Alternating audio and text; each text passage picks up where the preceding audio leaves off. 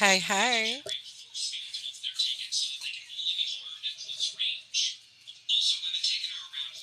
I hate that the live that I was on yesterday just got cut off mid sentence, rude as hell. Um, then TikTok was like, your live has been taken down for hateful behavior. Not hate speech, but hateful behavior. And then I'm like, what the hell is that? So I submit the appeal, and now I'm back. And my question is, what was the reason for that?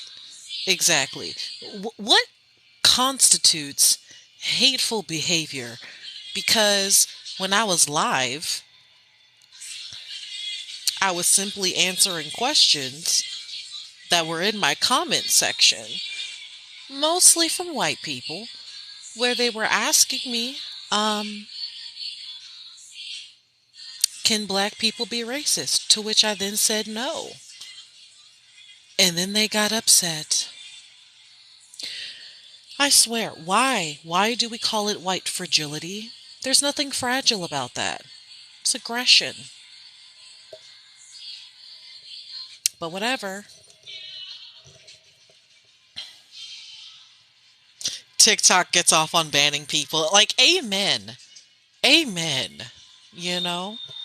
Um, the fact that, you know, um, when people of color and black people, especially, when we start talking about our experiences with racism, it offends people when we do that. That is astonishing. How are you the one that's offended? I'm talking about my fucking trauma. Why, not everything is about you, Jared.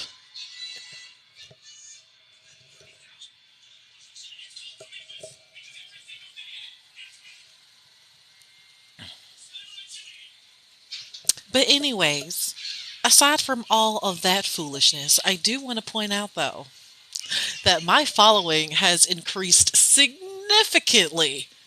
Oh my gosh. I just woke up to like 3,400 followers. I'm like, where y'all come from?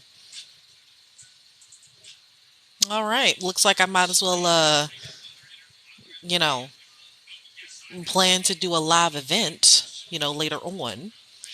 November 1st, more specifically, and call it Road to 10K. Because I feel like with a jump in following like that, now I'm motivated.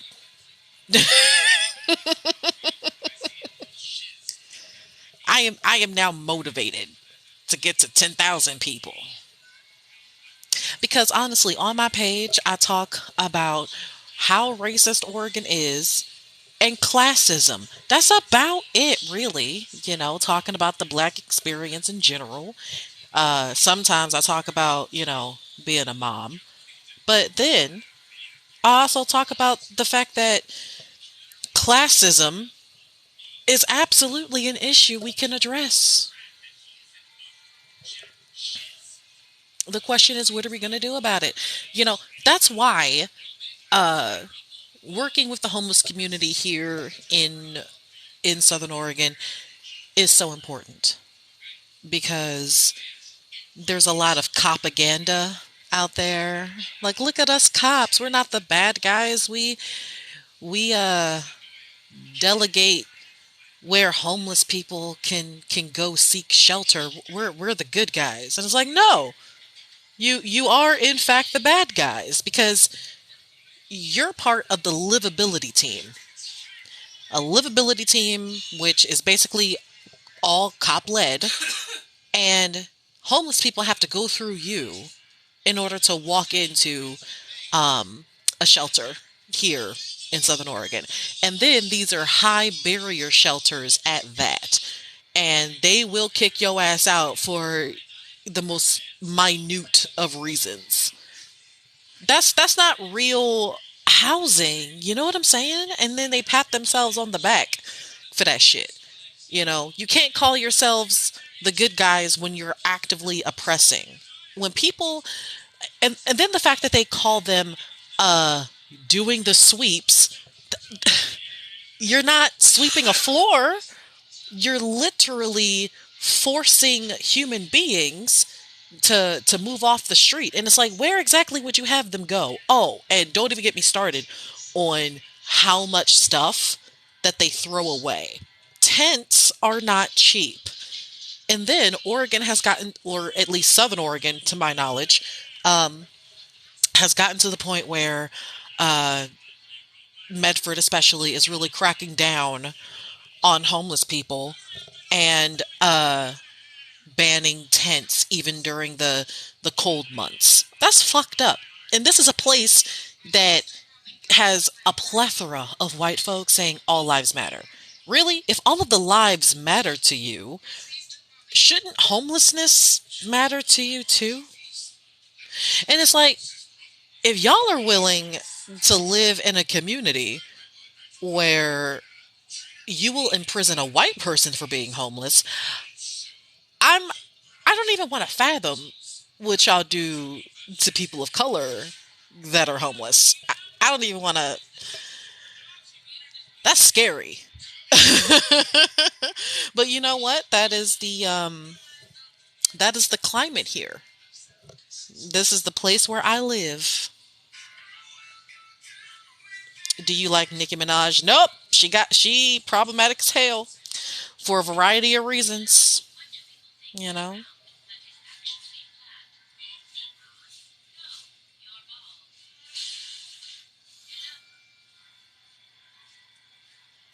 Did somebody really ask me that? How many homeless people are living in your house? Really? So the cure to homelessness is to pack human beings all into a small apartment like sardines. Like what?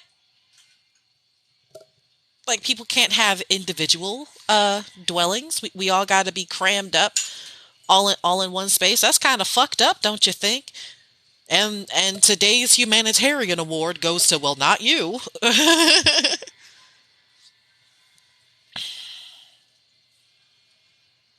You support the homeless by keeping them homeless. What kind of sense does that make? What is your solution for the homeless? Um, Dismantling capitalism? That's a start.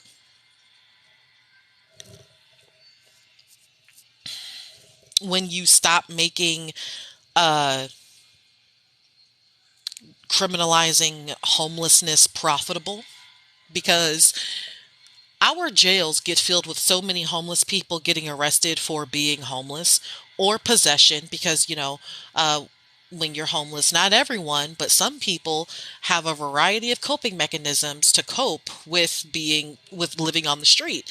And so they pack up the jails and then go, oh, we need a bigger jail. And it's like, no, you need to stop criminalizing homelessness. And then a lot of these shelters are, uh Christian led, right? So what happens when you're a homeless person but you're not Christian? Or what happens when you're homeless and you're gay or trans? A lot of these Christian led fucking shelters is the biggest reason why we still have homeless people on the fucking street. They are fucking ruthless. I respectfully disagree with dismantling capitalism. Okay. Well, then you did not understand the assignment. If you're pro capitalism with no capital, you are the clown. I hate to break it to you. The homeless have to stop committing crime. Excuse me, but let me get this straight. We are uh pro class warfare because homeless people make us feel uncomfortable. See, this is why I had a hell of a time when I was homeless. This is this is the kind of shit that I knew people would say about homeless people. You can really tell a lot about a person when they talk about somebody that has less than them.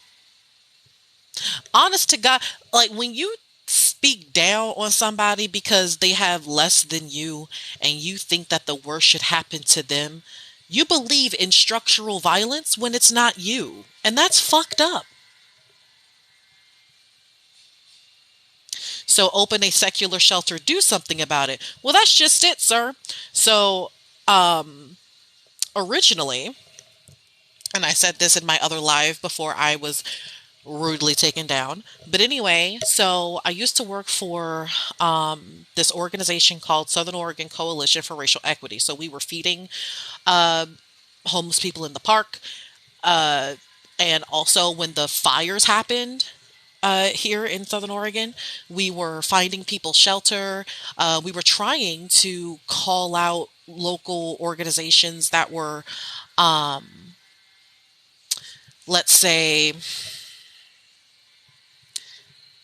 they were very classist in their approach to fire relief because, um, you know, here in Southern Oregon, people were more concerned about, oh, you lost your home in the fire. Oh, we have resources for you. Oh, you lost your tent in the fire. Yeah, we don't have anything for you. Like being classist like that. So it's like you have a group of people that had housing before the fires, and then after the fires, they didn't have housing anymore. And then it's like, okay, this is the perfect opportunity to address the housing crisis here in Southern Oregon. But no, we didn't go that route. Instead, we just helped the people that originally lost their homes while the other people that were homeless before the fact remained homeless. Like that's fracked. But this is the this is the climate here in Southern Oregon. And it's not easy to work for or work with nonprofit organizations, especially when they are white led. While black, it's not. Like, it's really not. And I've been doing this for almost 2 years now. And it's hard. It's really hard. You're going to make mistakes. Um, while at the same time you feel the pressure of people looking up to you because they've never really addressed anti-racism before. They've never put in the work before, so they don't know where to start. So everyone's coming to you for advice and stuff.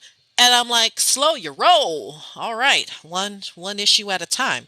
So the intersectionality of tackling racism and dismantling that, along with classist way of thinking and trying to dismantle that, um, it's a lot to take on. And unfortunately, um, I no longer work with the organization that I was a part of. And that's a part of social justice work, is that sometimes you get together with a group of people that you think that it's going to work out. Everyone's going to work well together regardless of how they feel about each other personally. And it just goes to shit. It does. But thankfully, working with So Equity, that was the previous organization that I was a part of.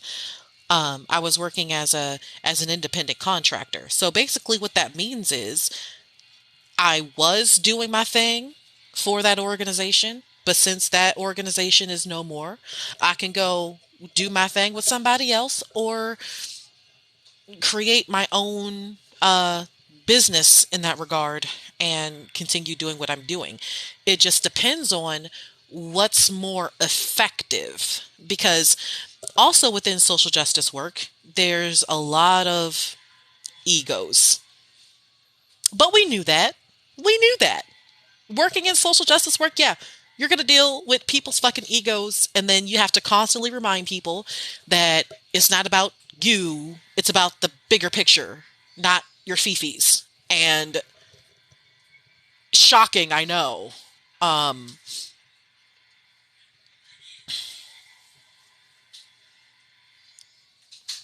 Creating your own business is the best thing I've heard you say. I mean, okay.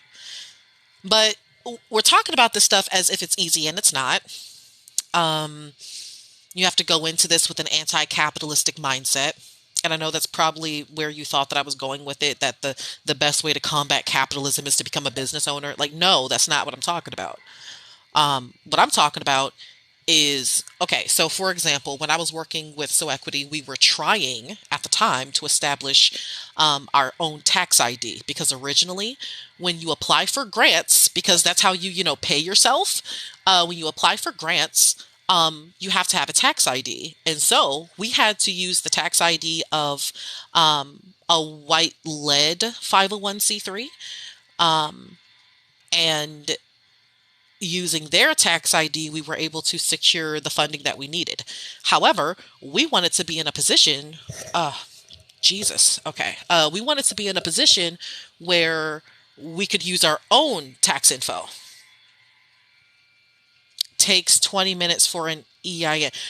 Dude, are you serious? Are you serious? Not for a 501c3, it's not. Do you know how backed up the fucking IRS is? Like, really, don't get beside yourself. Do not get beside it. It takes months. There's a lot of paperwork that goes into it.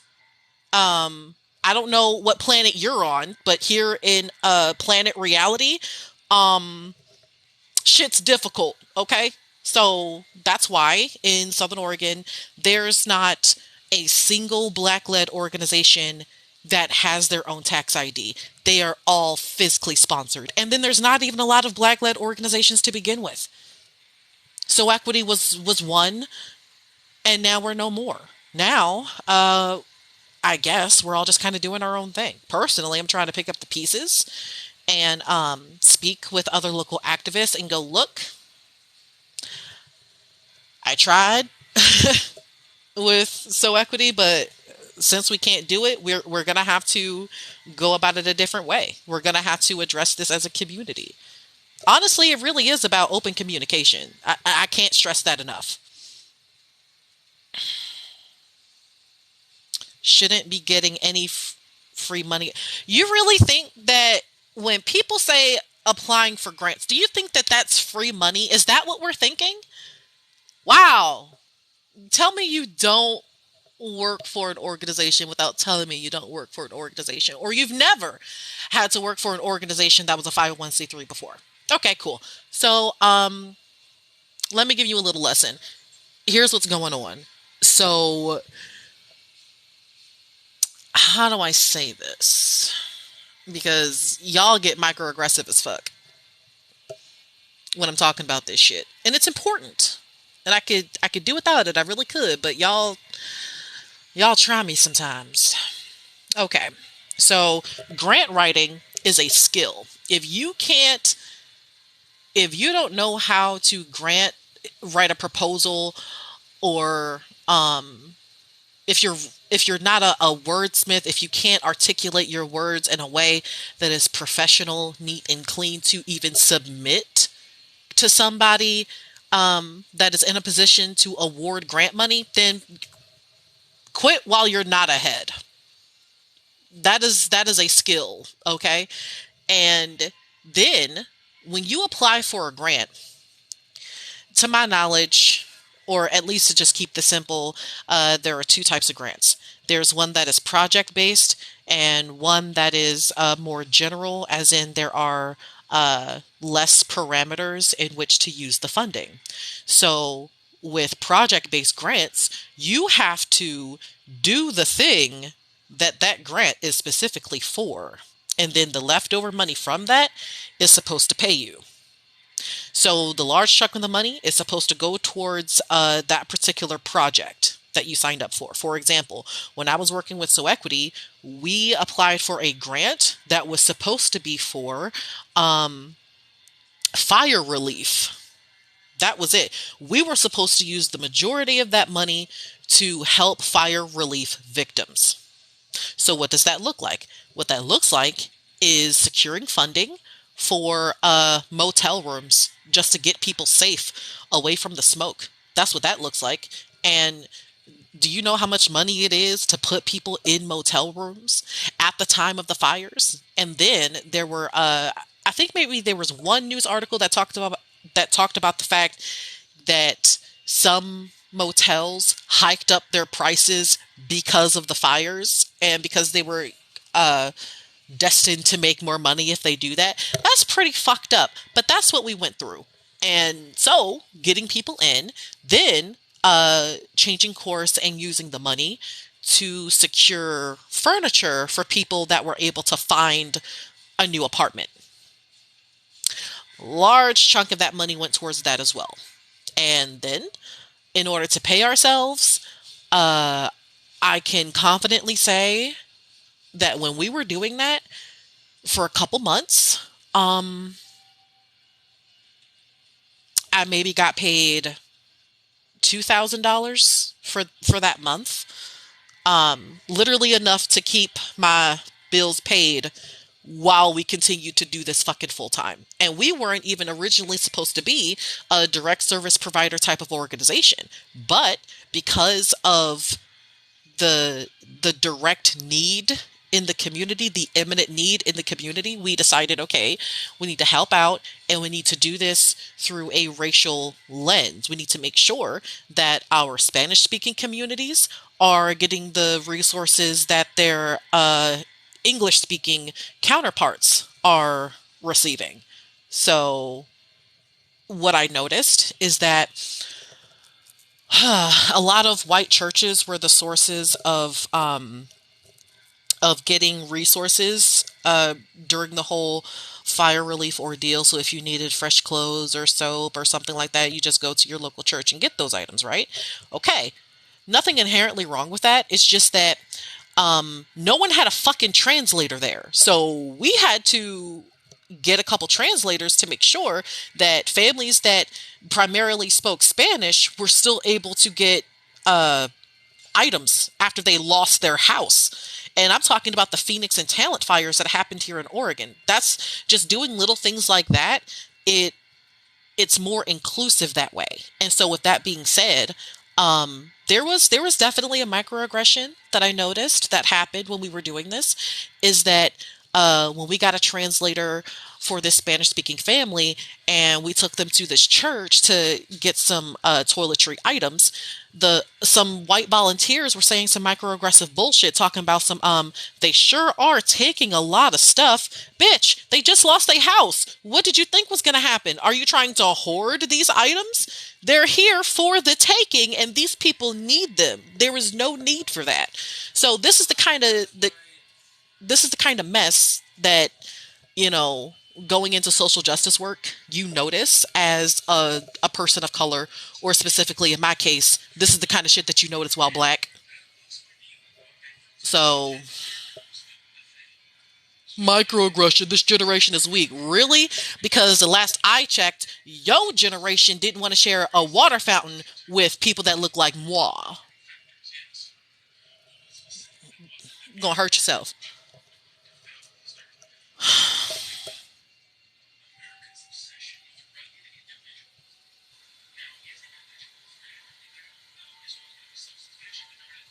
Social justice is not work. Really? Because what I just described was a whole ass ordeal that did happen.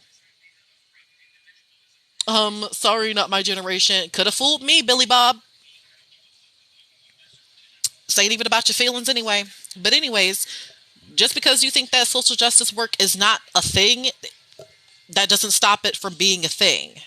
What I literally just described was a very real situation. People want to know, how do you get paid for social justice work? By grants. That's how. It doesn't just fall out the sky. And then I literally just described what a project-based grant is. And then if it's one of those grants where it doesn't have any super rigid parameters, where it's just grant money just to be grant money, and you apply for it and say, yeah, we're a social justice activist uh, organization. Okay, here's $500. Okay, cool. Well, that $500 isn't meant to like pay one person's paycheck. No, it's for operational costs. It costs money to keep up a website. It costs money to get books. It costs money to um, hold a Microsoft Outlook account so that people can keep in contact with you. We even got grant money to secure a whole ass vehicle. Like when I was working with So Equity, we were serious about what we were doing, and we secured a vehicle, a van, so that we could better transport food items for homeless people, in addition to using the van for if we ever had local events or something like that. We were really booking it, and we had only been active for a year. We were just starting out. We accomplished so much shit in 6 months where we didn't think it was possible, but we pulled through. So I'm sad that we had to, break things off, but that's what happens. But that doesn't mean that you have to stop doing the work. You can keep going.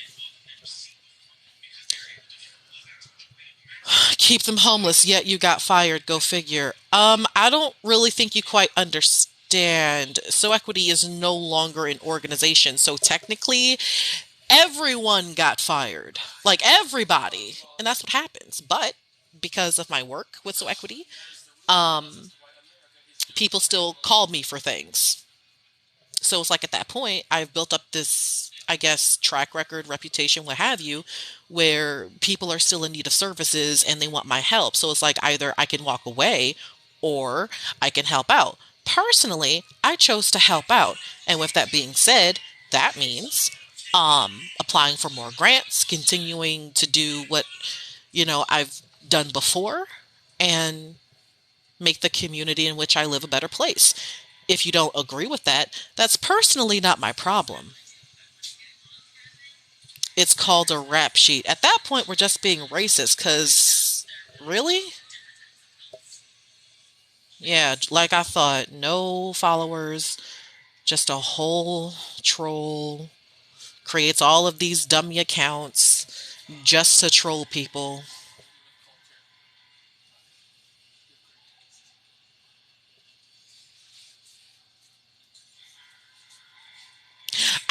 I think you're purposefully being obtuse, Andrew Jones, but then again, that's been your track record every single time you go into my lives. Did it ever occur to you that this particular, like, you don't even know how much shit this church had, but you're already giving them the benefit of the doubt? And that right there, what you just did is the reason why I stay doing what I do. Because y'all will justify microaggressions like it's nothing and wonder why people of color have a harder time with y'all. That's why.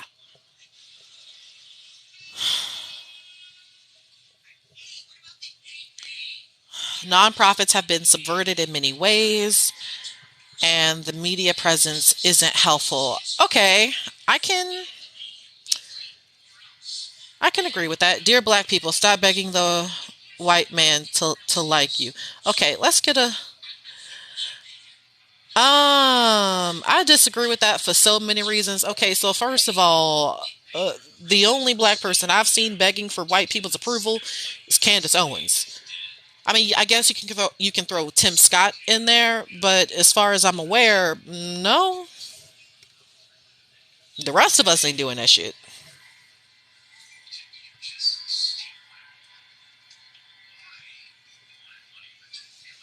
I think you read into it what you want to think. Exactly, like you did with the situation that I just laid out for you.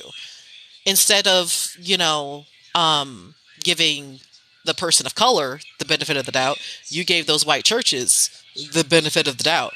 And you didn't even see what I saw. These people had a whole ass warehouse full of stuff. So they can afford to give away items because that was the point. And then here's what really gets me.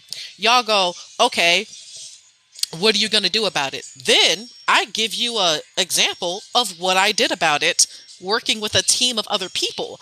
And then you go, oh, well, you're just asking for a handout. You're not working hard enough. That's not a real job. And then it's like, these are the same people that say all lives matter. Really? Because I checked y'all receipts and the math isn't mathing. Y'all not really repping your set hard enough for me, fam.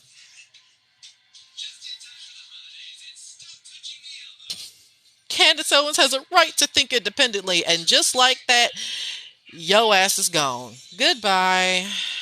Goodbye. Seriously, that pick me behavior is what truly gets black people killed. Pick me bullshit.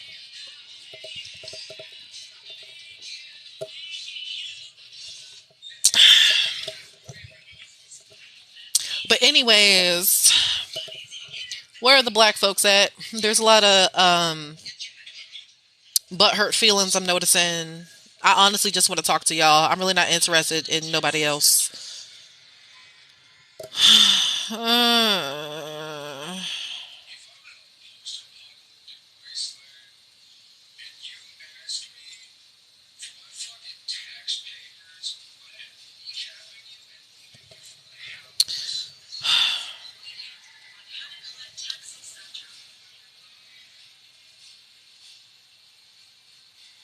this it's a Condoleezza Rice on the View. No, I will not be doing that.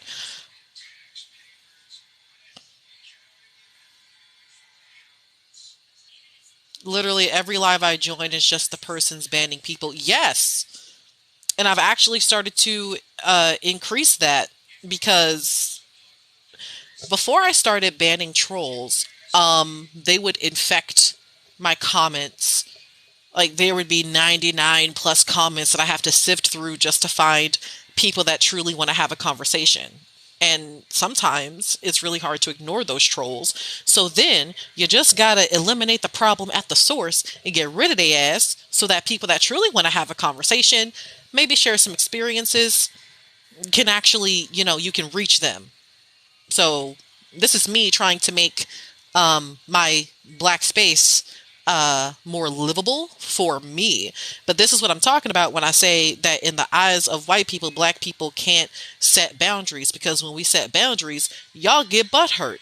It happens all the fucking time. And personally, I'm sick of it, but I'm going to keep setting boundaries because y'all got me fucked up.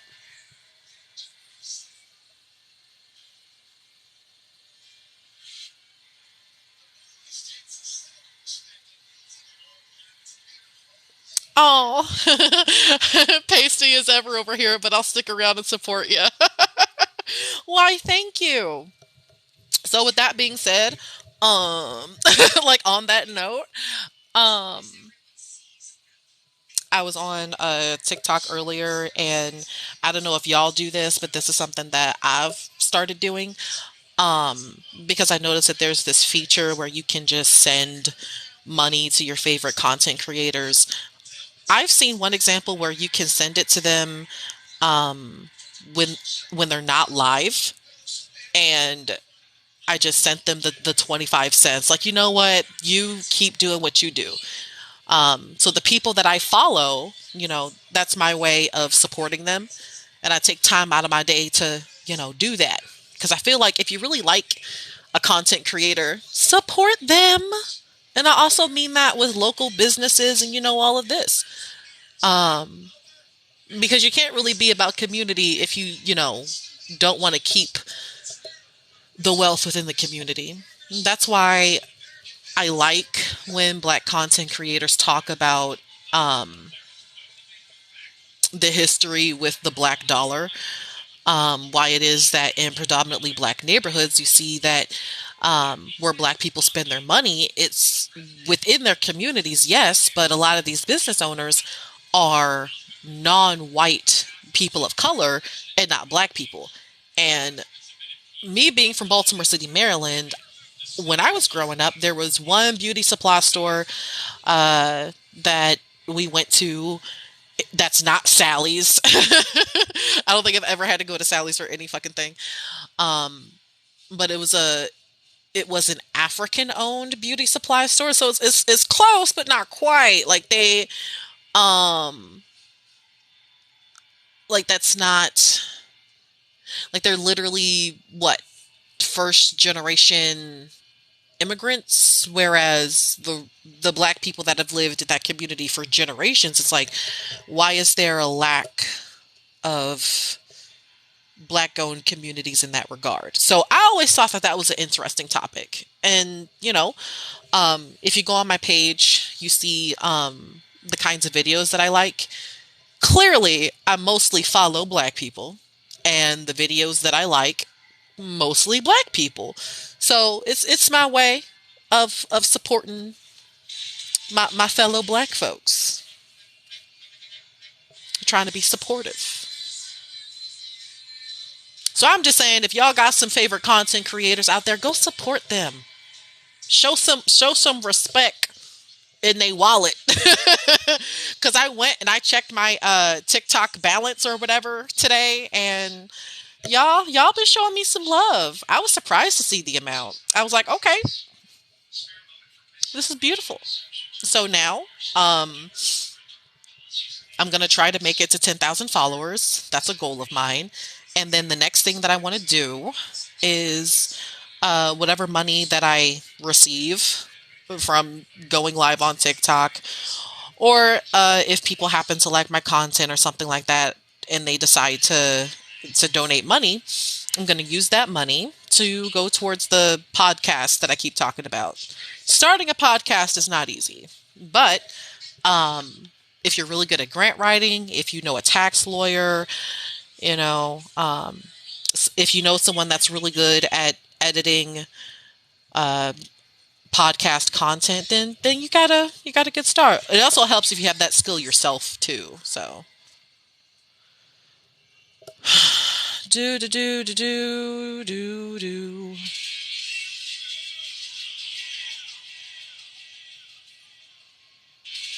Exactly. I give examples of racism, and y'all gaslight the fuck out of me. Like, what the heck? Why, thank you for the roses.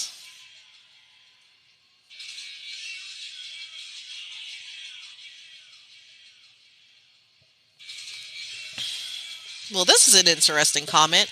I've decided to take reparations personally, asking myself what I owe black people. People need to. I mean, respectfully, I don't think that's a proper way to look at it. Um, because you're just one person. We're talking about structurally, you know.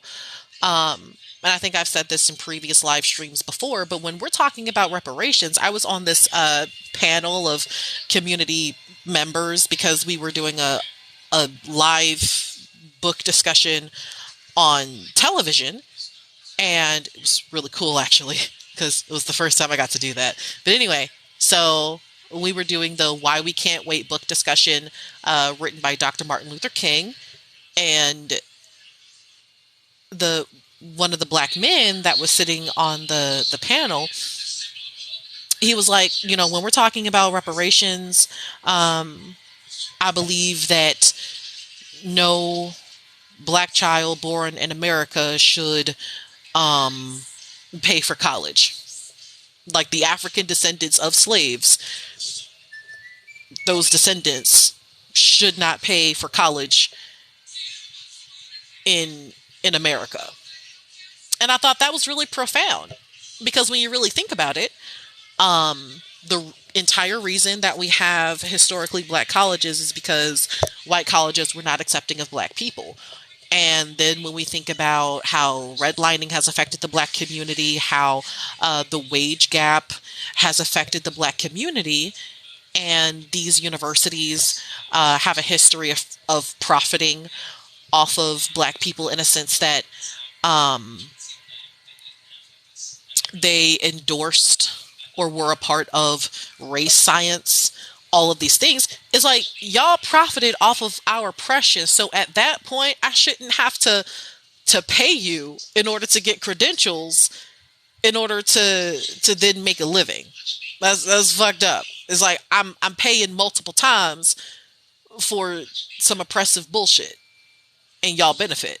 That is one hell of um, a power dynamic in a sense that we're still being subjugated and y'all profit off of that subjugation, but that's going to piss off a lot of people, I've noticed, because every time the topic of conversation about reparations gets brought up, white people automatically think that it's a handout. And no, what exactly did y'all think that chattel slavery was in America? That is exploited labor at the highest degree.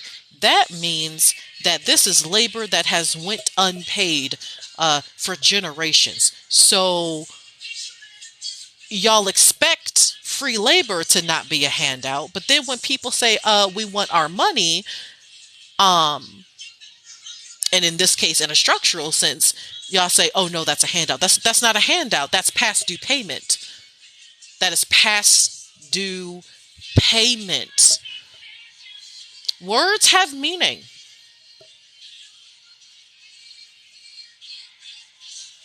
Okay, yeah, this one showed as being microaggressive as hell. Yeah, let's get rid of you.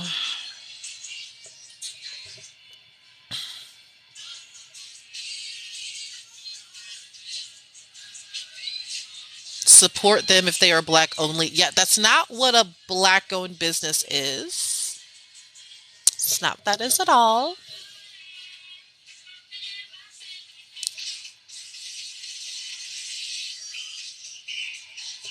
Well, thank you for liking my content. Let's go, Brandon 4545. Thanks. I support everything and everybody that does good. It doesn't matter what race. Okay, it doesn't matter to you personally. But, anyways, over here.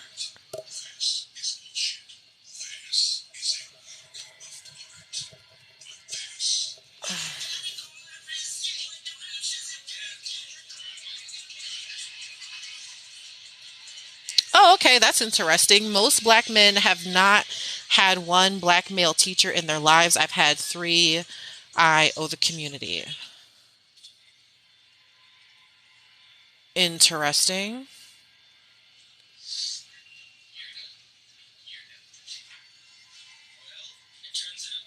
Yes, they lost opportunities to create generational wealth, and white people are still profiting off of racism. That is absolutely correct. And so, with that being said, oh, I also follow this really amazing child psychologist, or at least she works at a school, and she's a black woman. Um, and she talks about the fact that because teaching is mostly a female dominated field, that's why teachers and not college professors um, basically get the short end of the stick, get disrespected. There's such a large wage gap there. And so, that really got me thinking that maybe I should include that as one of my questions, when we're talking about anti racism, when we're uh, taking a fresh look at how we view education here in Southern Oregon specifically. And that I could add that to my rapport of questions. How old were you when you finally got, oh, Jesus, when you finally got a black teacher, a black male teacher at that? I think I've seen maybe one black teacher ever in Southern Oregon. Literally only one ever. And he worked at a middle school. So, no. Like that work like that is but meanwhile, growing up in Baltimore City, Maryland though, practically every teacher I had was black. Except for my science teacher though. She was Filipino.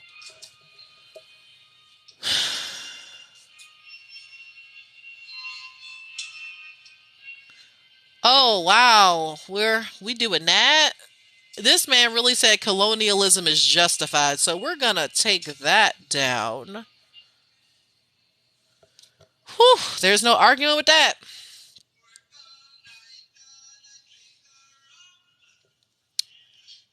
Okay, if we're gonna continue to throw a tantrum, Andrew Jones, then bye bye. Seriously, like Andrew really got on here and said, "Well, my family never owned slaves." How the fuck do you know? How you know? People really act like their parents don't be lying, grandparents don't be lying. And even if you come from a family that didn't personally participate in the slave trade, that doesn't mean that your great grandparents didn't participate in in leading fucking lynch parties and shit. or their support for the Klan, or supporting whites only labor unions. Let's talk about that. Like, how many of y'all meemaws and peepaws joined labor unions where they personally discriminated against black people and wouldn't let them join up? See, they didn't participate in the slave trade, but they certainly participated in the classist warfare, the classist struggle. It's not very live, love, laugh of you.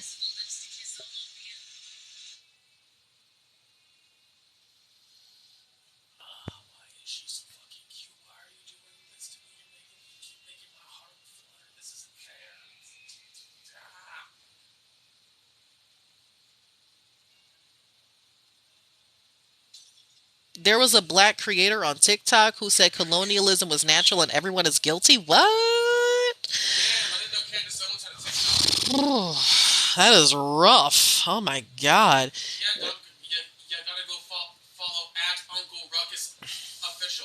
That is problematic as hell. Oh my god.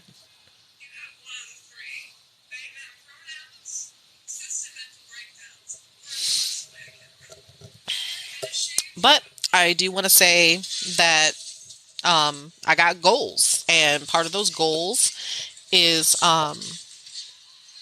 leading a podcast here in Southern Oregon um, where let's just say I kind of know my audience because we're talking about um, white folks that have lived in a predominantly white neighborhood all of their lives for like what, four generations or something like that. Like, that's really the climate here in Oregon. And so where exactly do they start with anti-racism education? you know why not a podcast? Because I feel like I can reach more people versus doing a book discussion every couple months.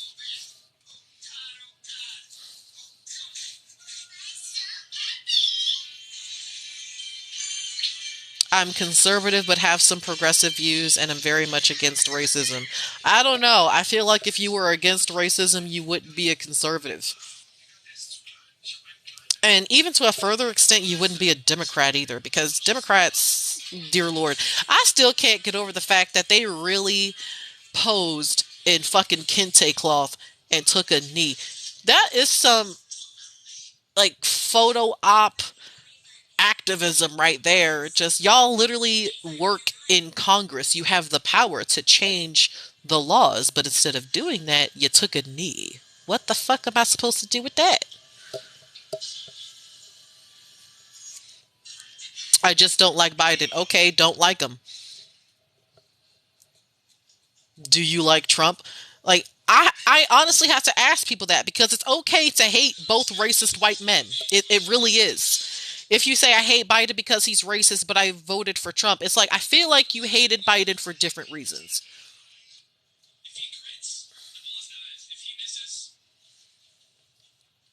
Yes, land back. I am pro land back. Trump isn't my favorite, but I think he's better than Biden. Yeah, see, that's a problem. That's definitely a problem. I don't really think that you are as against racism as you think you are. Really unpack that. How is Trump racist? Google it. I feel like black people have gone on here.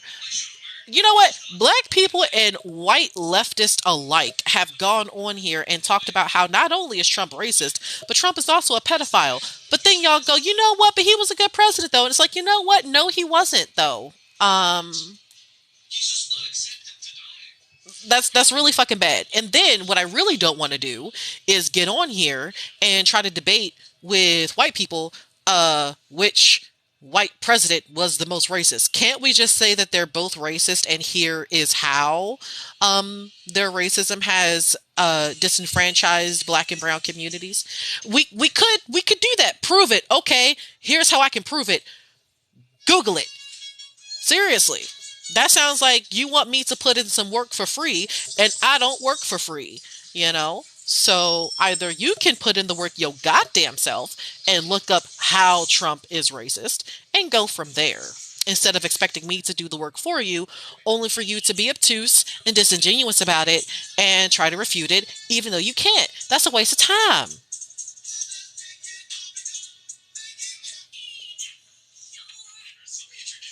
Yeah, the dude said he would get with his own daughter and thought that shit was okay. Like, you can really, like, you know what? Racism aside, and I know that's a big thing to say while black, racism aside, let's look at the track record of Donald J. Trump. When there are court documents that you can look up online and see his involvement with a 13-year-old old, but you support him anyway as a political candidate, here's what that lets me know about you as a person. Kids are not safe around you. Kids, women, um, anybody that is subject to sexual assault, they are not safe around you. Because if you're willing to support a man despite all of that bullshit going on, you're willing to turn a blind eye to that and say, but he's so great for this country. That leads me to believe that all a man has to do is be a man that sits in a place of power, and you won't believe rape victims when they come out and say that they've been assaulted. And I make it a priority to not surround myself with people that will support a rapist. And what are you? Who knows what you do behind doors? What?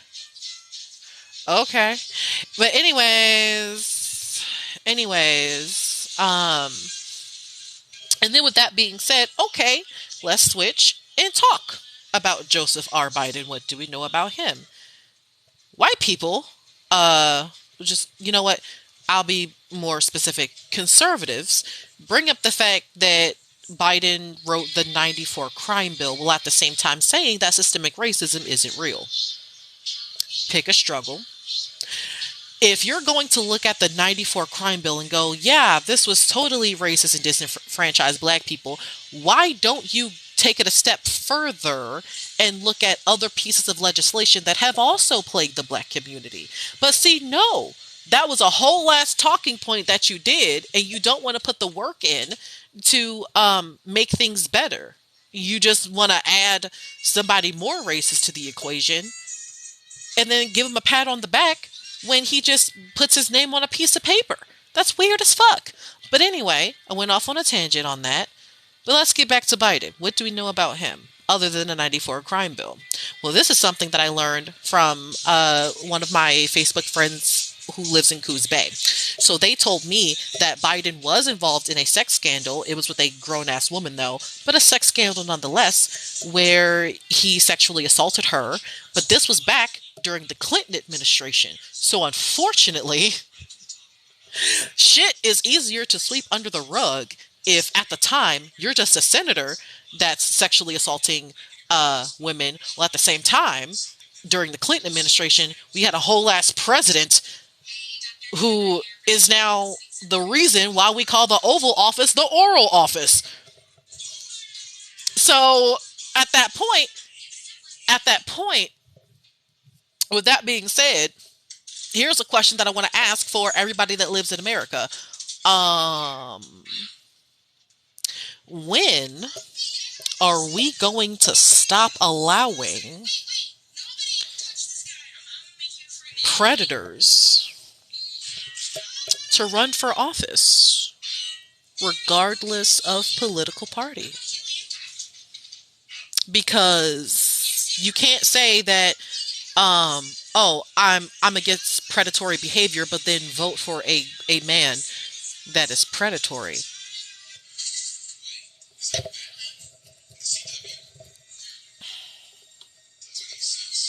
87% of black voters voted for Biden. Like, literally abolish the two-party system. That's exactly what I'm talking about. And then someone else in the comments said that Biden said, if you don't vote for me, you're not black. I remember him saying that to Charlemagne the God. I remember, saying that. I've even wrote a blog post about it back when I worked for So Equity. The point is that that's not the first time that a racist white man has gotten the black vote. We have an entire history of voting for the shiniest of two fucking turds. Personally, I would love if this conversation would get talked about not on social media, but in a fucking classroom. Can we direct the conversation to a classroom? Because y'all like to say that critical race theory is Marxism. No, the fuck it's not. It's talking about literal American history. This is something that we could just teach in a classroom. Like, hey, look, this is what systemic racism is. Even though these are black revolutionaries, here are the people that they voted for, and this is what the people that they voted for, this is how they disenfranchised the black community despite getting the black vote. If y'all were willing to do that, wouldn't even have this fucking problem. Exactly. Ain't nothing being taught in a classroom. Amen. It's not. It's really not. And it's sad. It is very sad.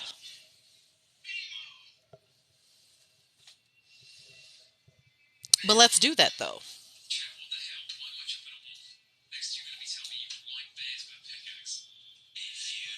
Biden is clearly a racist. Okay, and Trump has clearly been a racist before he even ran for office. So what was the point of that statement?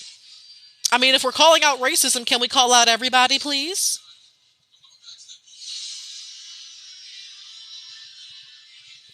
But here's the thing. Here's what I've noticed though, is that um, when you say that yes, both of these white men are racist, people want to justify why their rock star politician isn't as racist as the other guy. Why? Because because their association with that person makes them racist by association, and people don't and white folks don't want to address their own racism, so anybody that they associate themselves with, they will fight tooth and nail and debate. No, not nearly as racist as the other guy. I swear I'm a good person. It's like, how about you work on it? You could just do that.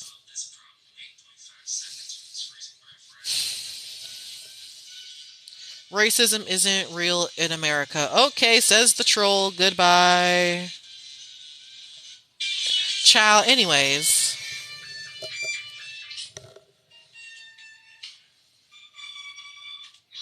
Morgan Freeman said it best. I swear to God, you will tokenize black people as long as they make you feel comfortable. Like it really tickles me pink when white people post on Facebook, because I've seen this shit before.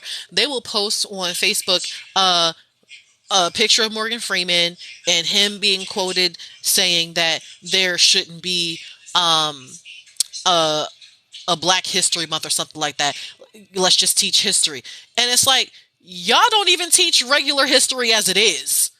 So you just want to erase Black History Month because it has the word black in it. But at the same time, you don't know shit about black people outside of black sitcoms. Make it make sense.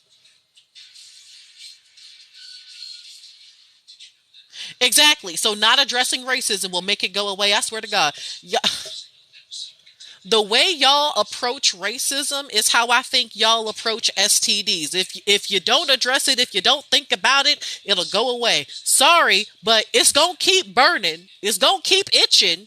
You need to address it. Obama started all this division. Yeah, see, that's where it is. He said it. He said it.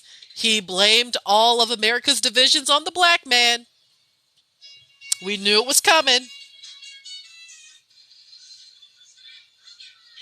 We saw it coming. Like, really? You think one black man is responsible for the division of America? Come on, buddy. Come on. We were divided before then. Uh, do we not remember segregation? Was segregation Obama's fault too? Come on now. Nothing will ever stop racism. Well, with that attitude, seriously, as long as we continue to talk about it, As long as we keep it at the forefront, we have a chance.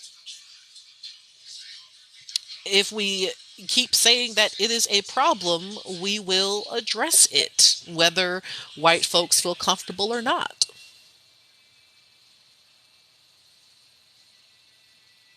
Exactly. When you know better, you do better.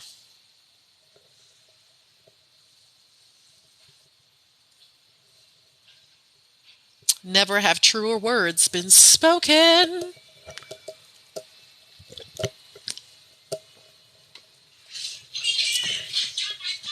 But going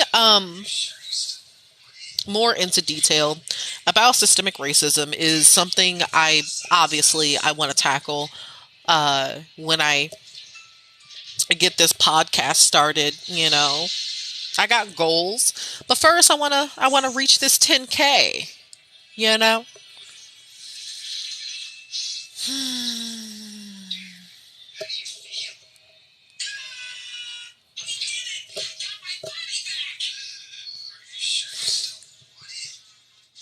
Yes, I am here. So, yeah, I really want to make sure that, when I do this podcast, I keep um, my listeners in mind. Uh, what do they hope to gain from this experience, And knowing the climate out here in Southern Oregon is really important because I live in a place where they don't even know the basics of Black history. Because when I talk about race, there will be some white people that will say, but Native Americans owned slaves, so why are you blaming white people? And I'm like, who the hell told you that, first of all? Because who gave the Native Americans the slaves? Obviously, they were forced to participate in the slave trade by the same people that stole their land. So, what was that deflection for? Just stuff like that. Knowing bits and pieces of history and not discussing the entire picture. If you're going to talk about chattel slavery, sure, we can talk about how Native Americans played a part, but let's keep in mind what happened to them when that happened. Um, White supremacy was still the victor. So, exactly. Also, American chattel slavery is so different than other forms of slavery. But see, white people, they like to deflect and say, oh, slavery has always been a thing in world history or something like that. And it's like, no, chattel slavery is different from the so-called slavery from around the world. We're talking about indentured servitude. We're talking vassalship. We're talking serfdom. Okay, these things are not the same as literal chattel slavery. Chattel slavery, you are seen as less than human, whereas if you are a serf in a serfdom, you have rights. You have basic human rights. You were even able to join the military, gain rank, get wealth and things like that. You can't do that when you're enslaved.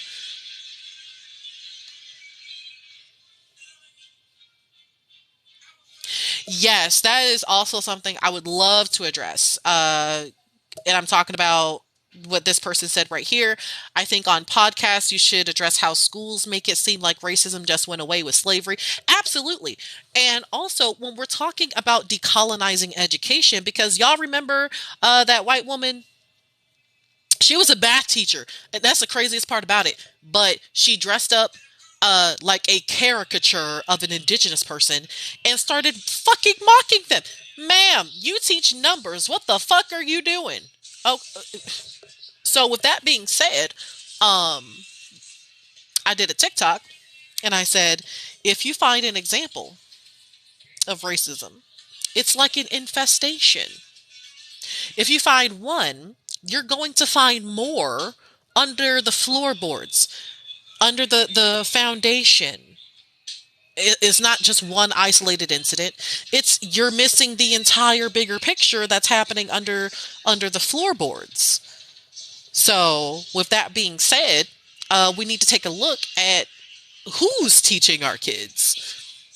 Because do you really expect a person like that to understand how to properly teach critical race theory as a math teacher?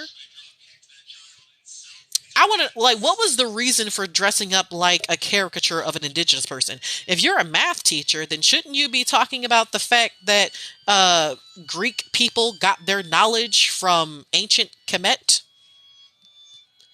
So, what was the reason for dressing up like the mockery of an indigenous person? What was that for?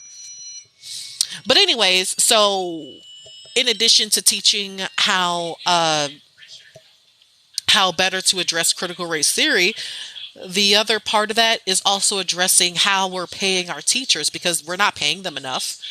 Another thing to tackle is the method in which our students are being taught because everyone learns differently. And so, if we're going to put all of this pressure on teachers to teach more quality history within their curriculum, well, we need to pay them a decent fucking wage, a thriving wage, if you will. Their job is to teach the next fucking generation, and we're not giving them their flowers, so to speak. So, in addition to expecting, these teachers to uh, make a way out of no way, well, we need to give them some leeway. We need to show them some love. But at the same time, we also need to look at how are we teaching our kids? How? Because it doesn't have to be the same methodology. We have the opportunity to make it more inclusive for people with learning disabilities. We have the opportunity to make it more inclusive for kids that, just sometimes fall behind in certain subjects. We need to address uh, education reform in that way through an anti-racist lens.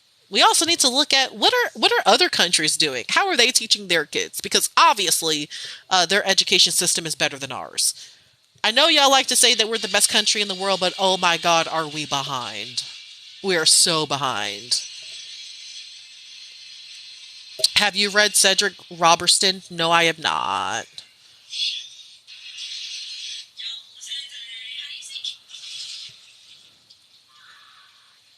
The White Destiny. uh, exactly. What did math have to do with native dances? Amen. Amen. Yeah, people like that. Exactly why you pulled your kids from school. I understand. I do. But sometimes other people don't have the tools necessary to teach their kids from home. We got single parents out there making a way. Um, we need to do better.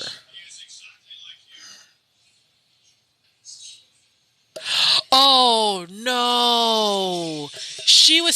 Now I get, so she was teaching trigonometry and she was, talking to the kids about Sokotoa.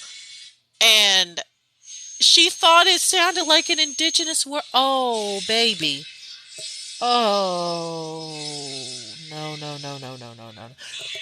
Now it makes sense. Now it makes sense. Oh, Lord. Lord, Lord, Lord, Lord, Lord. Exactly. Most racists can't admit that they're racist. I have ran into that quite a bit. Yep. And inner city schools need more funding. Being from Baltimore City, Maryland, the fact that they based funding off of who's going to get the higher test scores, that's fucked up. Because clearly if you're receiving lower test scores, then that's an indication that you need more attention, that you need more funding in order to get you up to par with everybody else.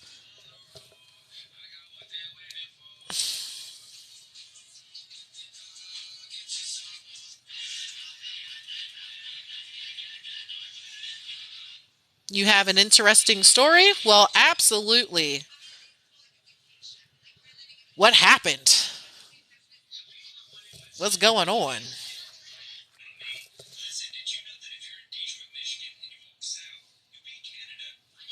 Wow, you have 4 degrees. That is that's incredible. 3 businesses. Damn. Okay. Okay. Whew. Okay. No need to adjust your crown. You got it. You got it. Yeah, yay.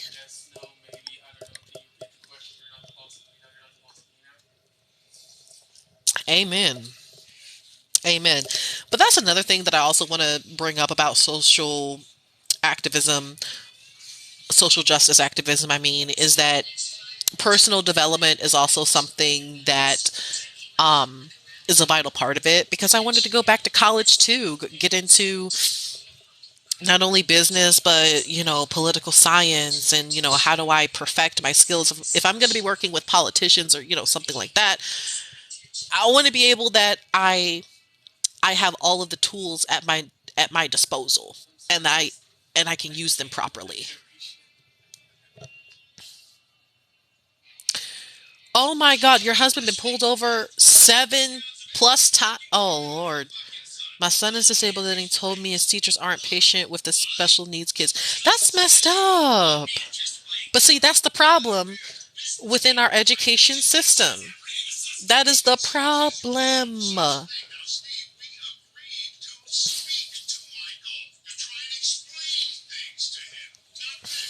White people often treat me rudely, call names. Yeah, exactly. In these, gated communities or, if you're in a predominantly white area, like, yeah, because, they feel that they can get away with that shit.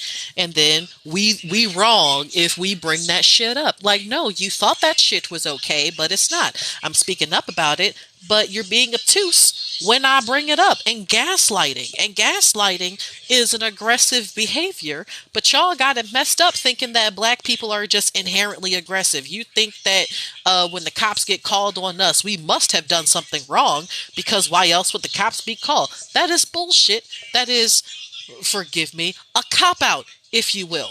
No, there shouldn't be any reason for it.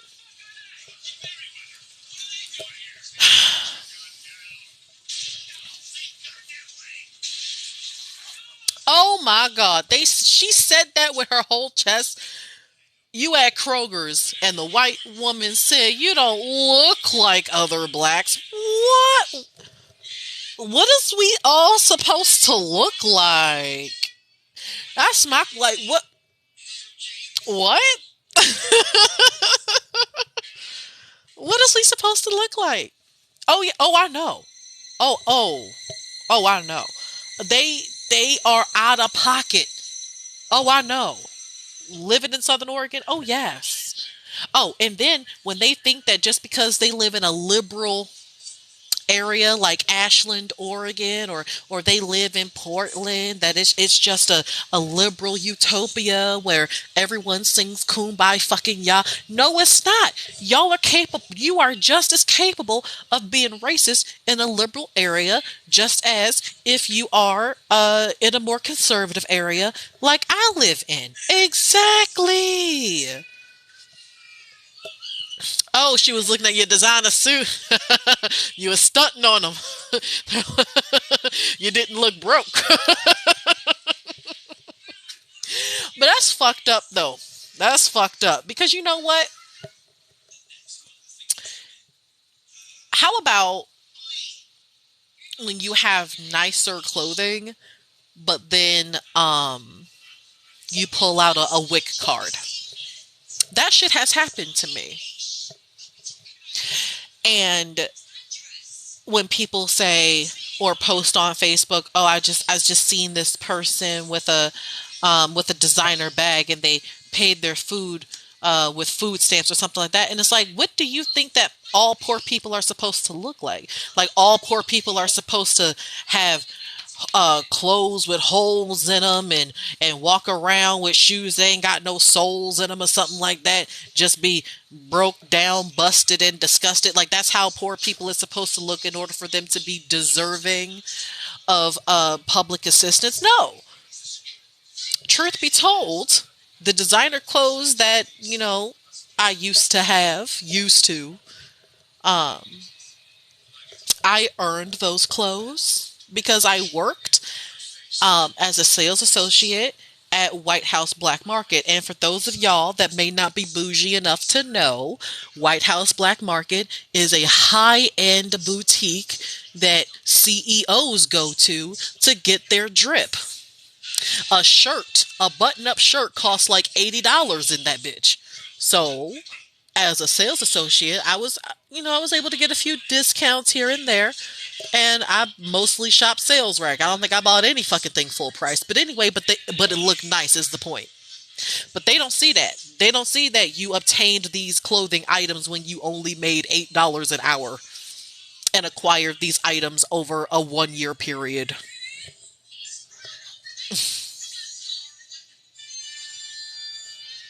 A waiter at a nice restaurant felt the need to tell us the amount of food we were ordering. My blood is boiling. Oh, baby, baby, baby, baby, baby. Oh, that sends me. That sends me. Like, what was the reason? Like, what was the reason? Like, you really, and people really out here thinking that, oh, black people don't tip or something. And that reminds me of the time that my aunt, she took me out to eat. We went to a sushi place in Towson, Maryland, and basically that is a bus ride away from the inner city of Baltimore. Anyway, that's not the point. The point is that we are in a college town, if you will, where white people live, and we're ordering sushi at a nice place, but the waiter, a white woman, was rude as fuck, you know. Um, but we still tipped her well.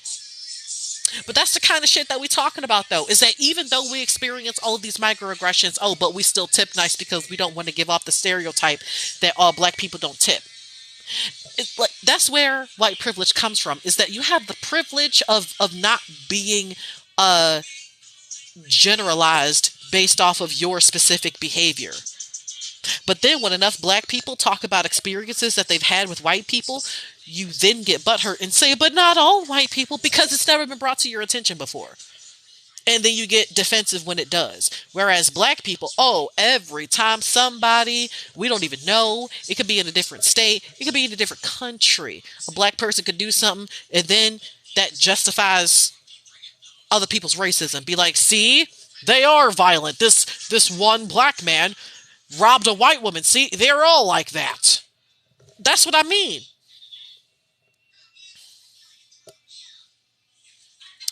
Yep.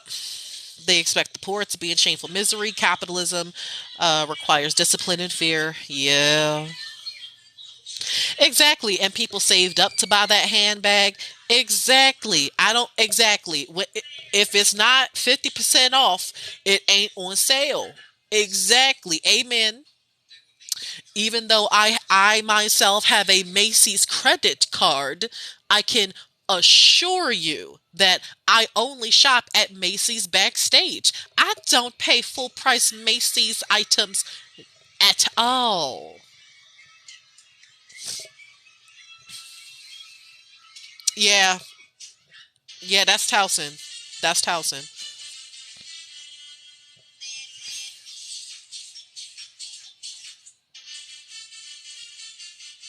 Oh, that's messed up. Like for real. It's like I promise you, I ain't got money like that, but you don't look poor. Okay, I'm not allowed to have nice items when I got the money for it. Damn. Okay. Seriously, like just recently, because I keep a few credit cards, but I only use them in emergency situations. And in this instance, I needed to get my son, some winter clothing items. So, as a treat, because my taxes came in. Amen. Amen. So basically, what that means is I burned all my money on buying shit for him. You know. So I went to Macy's. I went to Kohl's. So he got some nice pants, some with the fleece lining in them, and he loves Paw Patrol. So I got him some light up Paw Patrol shoes. Respect the drip.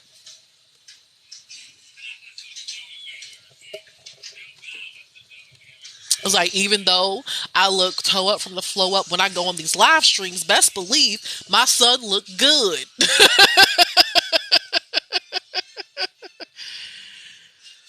Exactly. My skin boils too, and they say that there's no racism. And it's like, bitch, who asked you for your opinion on what is and what isn't racist for black people? We did not ask you for shit. But that's that paternalistic mindset too, is that they think that black people and other people of color need a white guiding hand. That we need their say so for shit.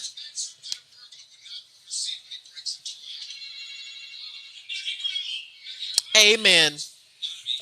Your kids dress like Gap models and you wear the same five pairs of leggings and t-shirts. Amen. Same here. If it ain't broke, don't fix it.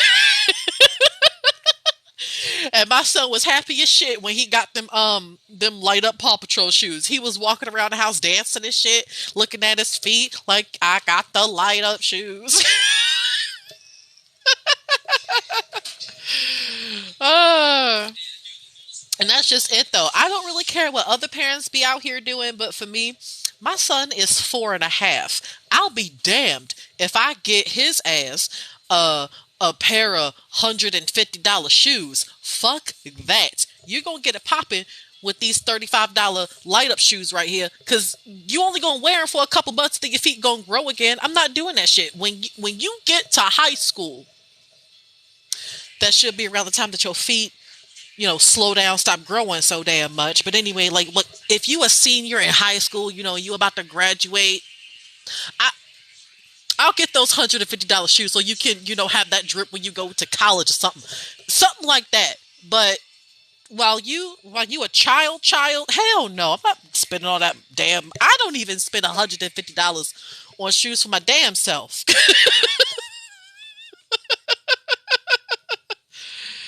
Uh, exactly. They don't like it. They don't like it. Exactly. And I try not to judge other people's parenting styles, but when you come across some kids that complain about not having the new shit, about not having the new iPhone, you can't help but look at the parents like, why is this person without a job complaining about not having the new accessory that came out 5 minutes ago? I need to know, why do you think that your 10-year old need to be wearing $150 shoes to be impressing other kids that you don't even care about? It's like, and if you one of those, if you got Kim Kardashian money, obviously I'm not necessarily talking to you, even though y'all part of the problem too. But I'm talking about if you just middle class, you know, like the rest of us, like you don't really got it like that, but you out here spending a whole bag on a child. Like, shoes from Walmart can do the same shit that $150 pair of Jordans can do. They cover feet the same way, and you can walk in them. That's it. So many disrespect kids on this app. Parents don't want to be parents no more. Just hand kids phones. Exactly. Exactly. I remember I was not. I didn't get a cell phone until high school. Okay, and then pretty much by that time, I was already working. I paid for my own prom dress both times. And then there's just other kids where parents pay for every goddamn thing. It just creates that sense of entitlement. That's not cool.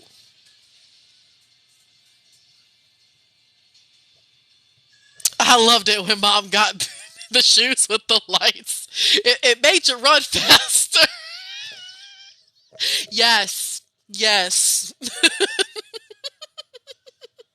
Exactly. These kids, I swear, like their priorities are in the wrong place.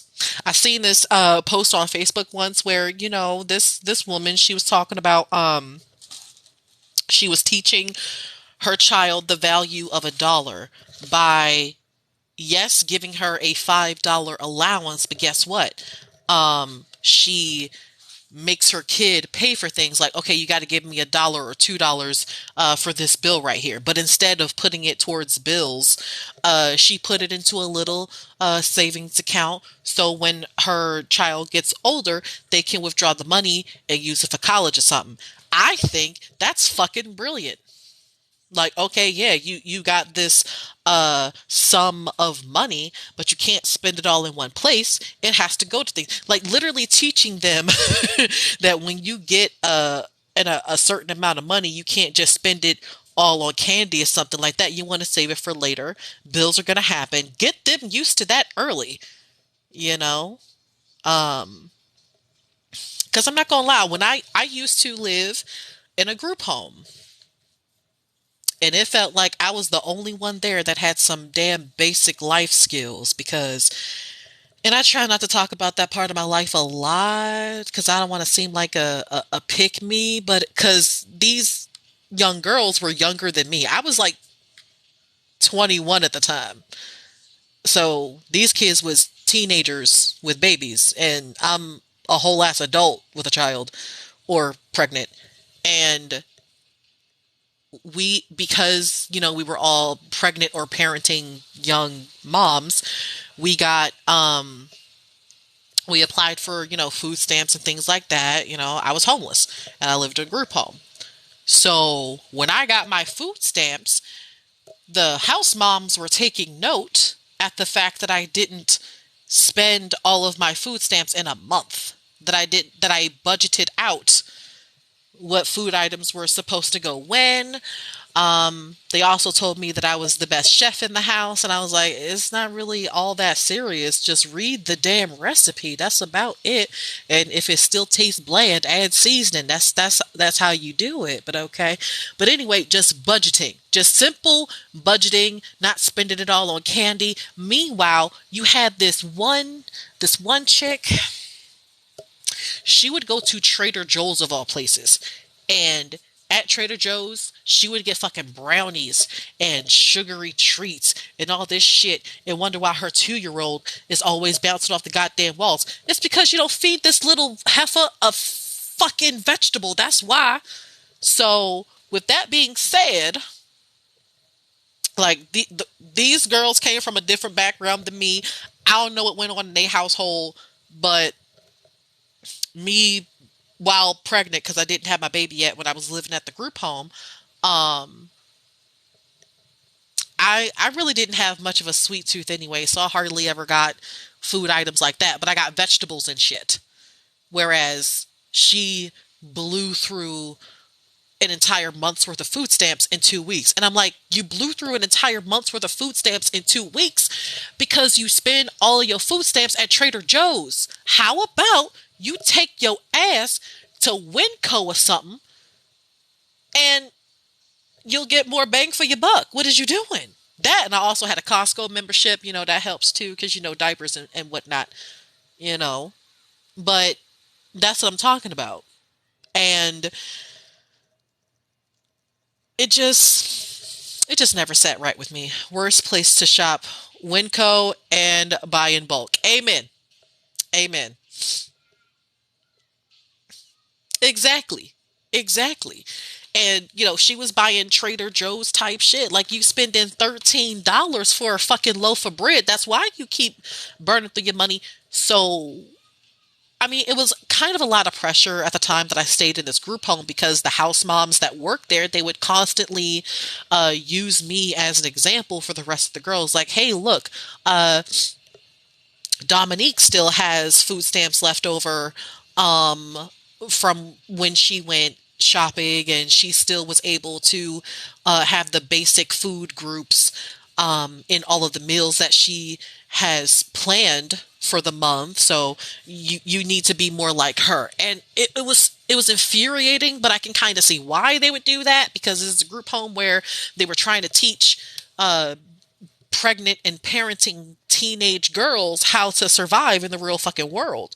And and then because I was like out to here pregnant like 8 months along, obviously I couldn't work anymore. So I was getting TANF at the time. And they were the house moms were telling me that sometimes the girls would use the TANF money to buy piercings or to get tattoos or something like that. And I'm like, are you fucking serious? That's what they use it for? That's insane. But that's, that's some. I don't want to give off this negative stigma that all young people is spending TANF money on bullshit, because that's not the case. It's just that in some cases, that's what has happened within that group home. So I don't want to. But anyways, so when I got TANF though, I was saving up. Like if I didn't have any further bills to pay, that was going to get saved to go towards something else in the future. So by the time that I was able to leave the group home, and get into my own apartment, I had enough money to pay for a deposit into the apartment that I'm currently in right now. So, like, there were some pros and cons to living in a group home setting, but I can definitely say saving money on bills was one of the plus sides to living in a group home, because our so-called rent, we had to pay rent, but it was only $150 because it was five people living in a house. So, yeah. So rent wasn't bad. And then I used that time to go back to school, and then started working again after my son was born, going to school, doing the student thing, the mom thing, the employee thing. Then I graduated, got a better job working at Blue Cross Blue Shield, then the pandemic happened, and now we're here. But yeah, moral of the story though is sometimes people just ain't got life skills. Okay? Sometimes they need to be taught. They need to be in a safe environment where they can obtain some life skills.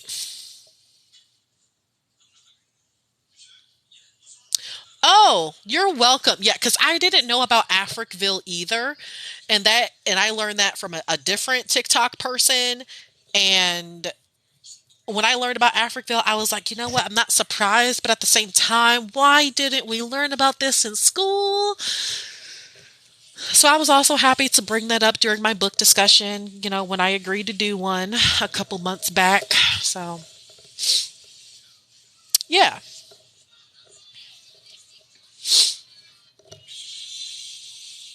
I went down the rabbit hole immediately. Yes. Yes. I feel that, if you know better, you do better. So, yay.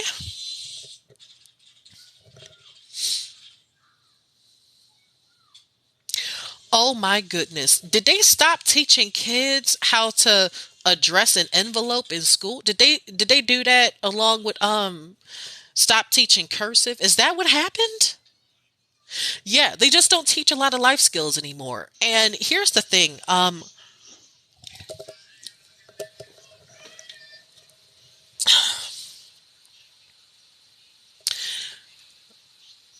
no shame to my fellow parents out there. Um there has always been this head-butting conversation between teachers and parents. What's supposed to be taught at home versus what's supposed to be taught at school. Um, they don't teach them how to tell what. When I was growing up, and I'm a '90s baby. I was born in '95, so I had to learn how to tell time on an analog clock before ever learning how to tell time on a digital clock. I had to learn how to count money in elementary school. Um, and then by the time that I got to fifth grade, I learned about interest rates on credit cards. Even though I went to school in the hood, I was learning some shit. Okay, because they know what. Yeah, like you do the pen pal thing exactly, but they stopped doing it. Exactly. The post op, like just doing simple shit like that, or how to balance a checkbook, and things like that. And these are things that we should know by now, but we just not teaching kids that. And so, like, my question is, at what point do we restructure what life skills are supposed to be taught at home versus what life skills are supposed to be taught in a school type setting? Because this all plays a part in capitalism, by the way. Because again, my parents out there, if you are working 80 hours a fucking week, it's understandable that there's just not enough time in the day to center life skills lessons with your kids. Sometimes you just got to get creative with that shit. So at that point, we need to address um, the problem with labor in this country. Um, People working obscene amount of hours to the point where they're not really active in their kids' lives like that because they're always at work. They're too busy being a cog in the fucking system. And then some people even take it a step further and go, yeah, schools, they're just for molding the next cog in the system. Schools are just for creating more workers that aren't supposed to think critically. And I've gotten to the point where I kind of believe that because of what's been going on, because there are so many people that are bootlickers for capitalism, saying that, oh, the world doesn't owe you anything. And oh, back in our grandparents' days, they knew true struggle because they were working in the coal mines and stuff like that. And it's like, yes, but guess what? They had labor strikes and it got bloody, and they're the reasons why we have the current working conditions that we currently do, is because it took a whole ass bloody massacre just to get a 10-hour work week. Now, what can we do about getting paid a thriving wage and working less hours at that?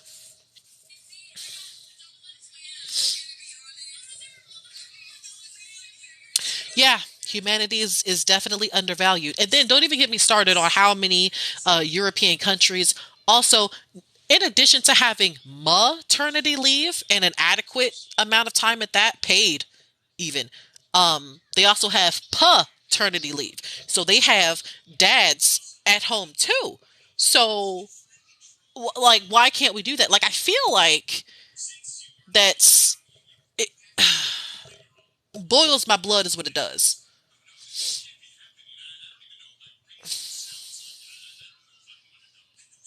Yeah, like we need to. It's so difficult because you absolutely have to set aside time to teach your kids uh more life skills because schools have just plain stopped doing that shit.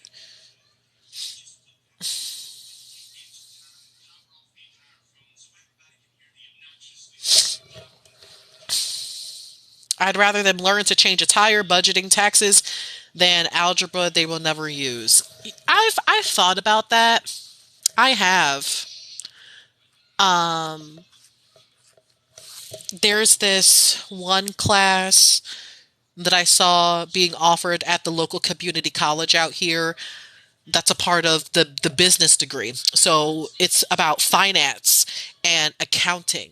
So why isn't a class like that standard for high school students? Because if we're talking about financing, immediately that is something you need to know out of high school, because when you get to college, oh yeah, financing is going to be up in your ass. It is going to be in your ass. If you don't understand how much money you're going to be shelling out to these colleges when you got to pay them student loans, baby, that's a problem. Oh yeah, and don't get me wrong, trade schools, they deserve some love too, but guess what? They're expensive as fuck too. Like we can't we are truly selling our kids short in this damn country. It makes me sick. Exactly. They are preparing us for failure. It's so sad. And you hate to see it, but that's where we are.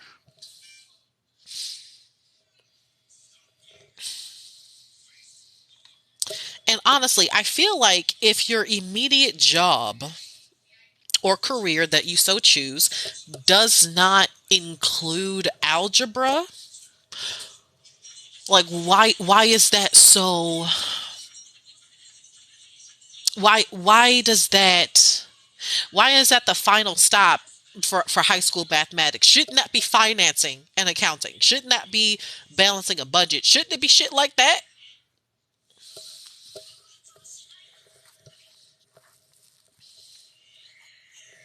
Because I still have yet to use y equals mx plus b. I have yet to do that. I still haven't.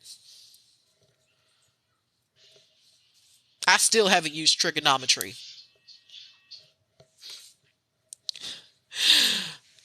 But I have bought a car.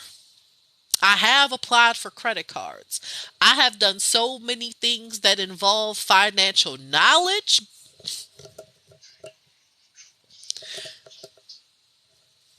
But hey, at least I know algebra 2. Like, that's bad.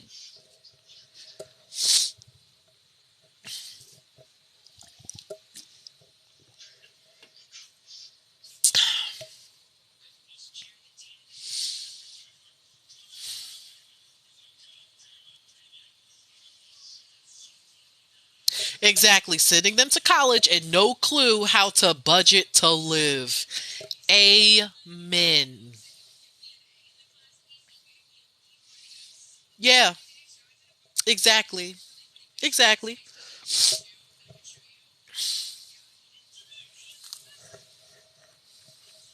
Hmm. Because then think about it. If you are, depending on what your career is going to be, theoretically, you could benefit from learning statistics and financing in high school and then expand further on statistics and get into algebra in college.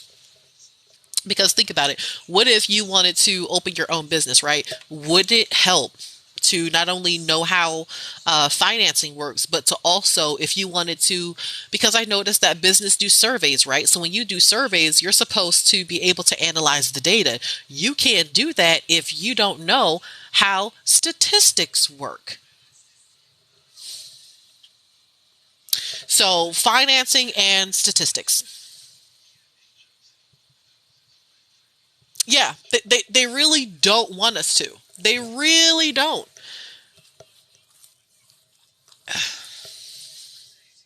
Exactly. Exactly. They want us to be wage slaves for life. It's so sad. But this is a really excellent conversation. And this is something that I want to expand further on when I do the podcast because I feel like maybe teenagers are going to be listening to me or maybe people that are just now starting college or something like that. Or hopefully, and this is my true target audience because they need to listen, um, non-black people that are in relationships with black people because I've had experience with interracial dating too. This is Southern fucking Oregon. If you cared at all about anti-racism but you didn't know who the hell to listen to, I just want to be a part of the conversation. Oh, well, thank you. Thanks. That means a lot. That means a lot because being in an interracial relationship in the past, um, and this is why I want to really go into this work, is simply because um, I had never felt more violated than at that moment. Because, on one hand, and this is my experience, black men will look at me like the fucking plague, like I betrayed them or something like that. But I didn't say anything when y'all was dicking down white women. I minded my business. Personally, I just want to make sure that you're not speaking bad on black women while you're dating these non-black women. That would be amazing. That would be great. When I the in the past when I entered into interracial relationships, I did not speak bad on black men, nor did I allow that to happen during the time that I was in that interracial uh setup. I no. But I've noticed that that's what some people think is supposed to happen, is that I'm supposed to look down on black men if I date outside my race, or vice versa, that that black men that date outside of their race are supposed to talk bad on black women. I've noticed that, and that's not supposed to happen. We can't encourage that. So I'm not saying that you shouldn't enter into an interracial relationship. Personally, love who you love. It's fine. However, decolonize that shit. Don't create a space that is safe for your non-black partner to insult blackness. That's all I'm saying. And the one thing that I hate more than anything else is that trying to explain how interracial relationships are not easy, that there is a lot of risk when you do that. I don't give a damn that interracial marriage is now legal in these United States. That doesn't make it less hard.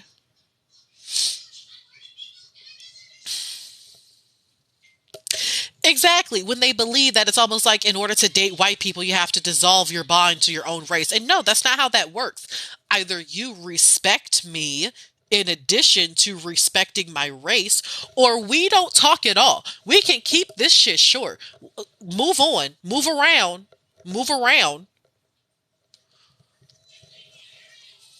Ridiculous.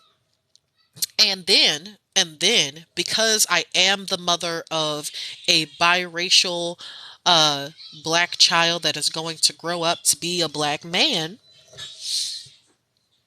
we need to focus on the fact that these kids are stuck in the middle too.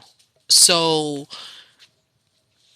it pains my heart when I see uh mixed race black people get on this app and talk about how they're not accepted within the black community because they're quote unquote not black enough. It hurts my heart to see shit like that. Or saying that no, I don't identify as black, and they're trying to tap dance for white acceptance.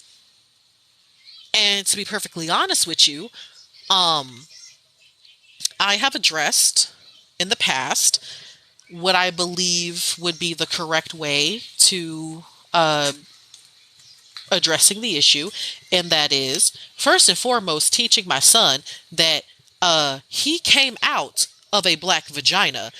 He's black, first of all. Second, it is absolutely okay to take a DNA test and look into what your dad's white half of the family is specifically, like whether that's Polish or German, Irish, something, Italian, any of those things. Because guess what? There is a history behind it. There is a beautiful culture behind it. And you can absolutely call yourself black and Irish or black and Welsh or something like that, because there is a legitimate culture behind it, and you get a broader sense of identity. But it's only when you align yourself with whiteness as a biracial black child that that's where I have a problem. Because whiteness does not have a culture. It does not. Whiteness was specifically designed to be in opposition to blackness. And I think that the best author to talk about this topic will forever be Langston Hughes. But that's just me. That's just me.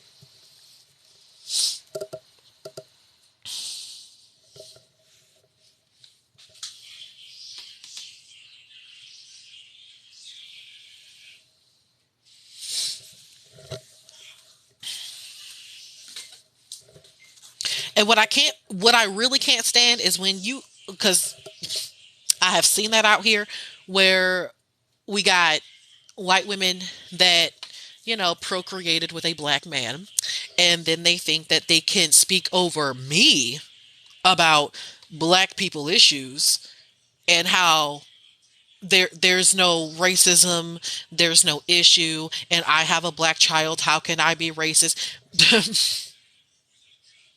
They out here.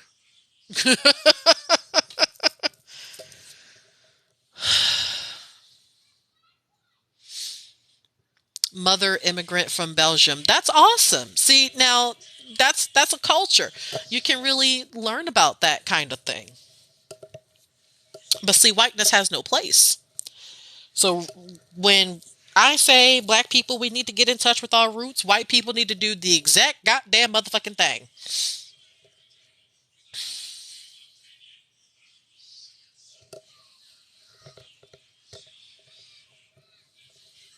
I have no qualms with that. Amen. The world will experience my son as black. Amen. Exactly. That's that's why. What's your white man's culture? Whiteness don't got a culture.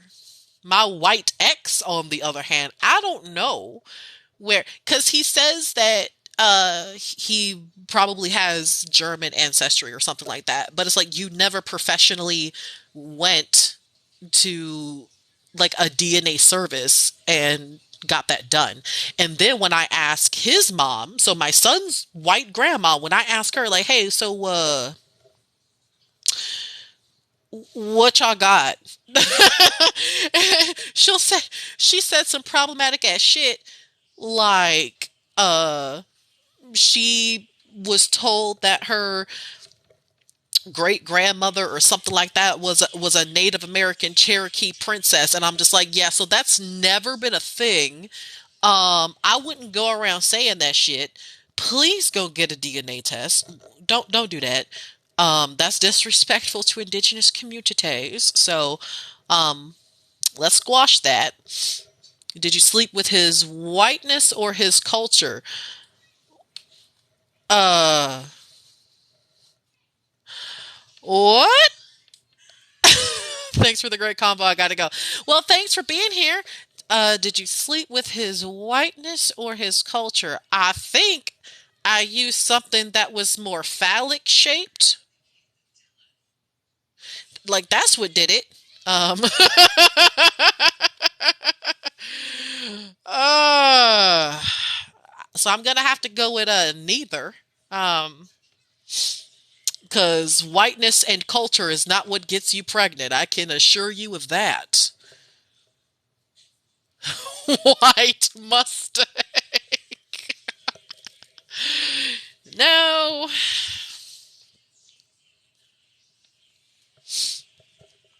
How big is too big? What, the ego?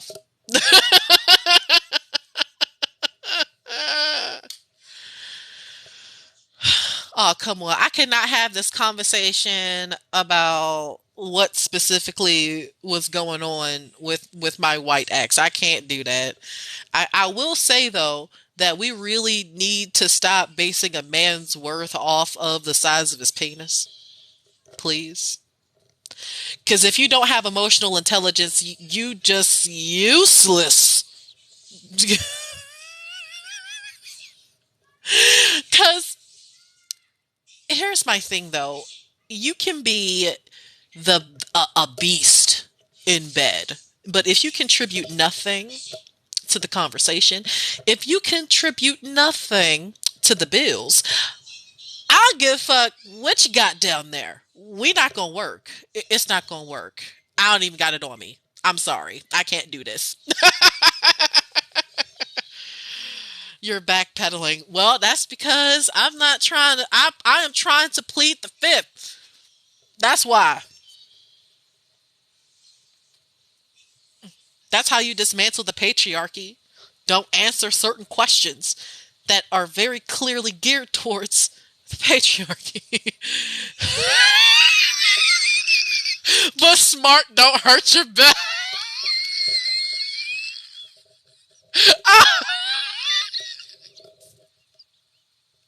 Y'all need to stop. I'm gonna get banned for some sexual content. I can't with y'all. Okay. I will say that it was a very toxic relationship. Crying. It's a very toxic relationship, and y'all. I was yesterday years old when I realized that you can get in trouble for um having relations in public and get hit with um a register as a sex offender mark. I didn't know that. Like it's so that was definitely one of the things that I did with my ex is that it was in a few interesting places. One of those places was a hospital. Like have you ever gotten a judgmental look from a nurse because you suspect that they know what you did? I have. I certainly have. But yeah, so after learning that, I was like, yeah, you know what? So I'm not going to do that again.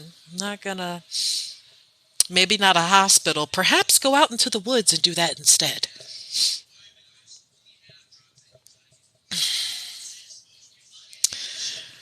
Yeah. Yeah. However, for my past transgressions, I will say that if I had to if I had to rate my past situationships in that category, I'm gonna have to go with the Jamaican man, hands down. In terms of my experience, not going based off of size, but I am going based off of experience, is that I had a better time physically with that man. If passion was a person, whew, yep. But the answer is no. I did not have a baby with a Jamaican man. I had a baby with a white man. So,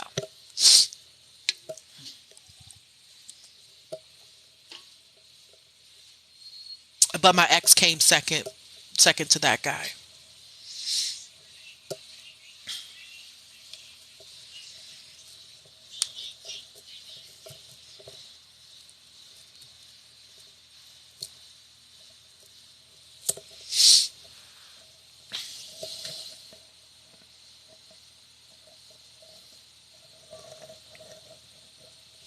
What I want to know is how many run-ins with a selfish partner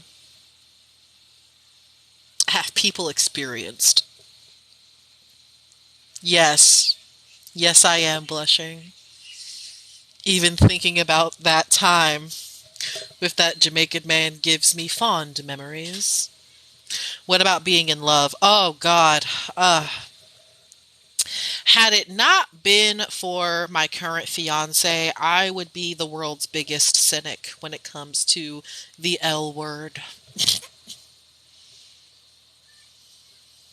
Ha! I'm opposed to mandates for everyone because I don't date men. Thoughts? Mandates. Get it?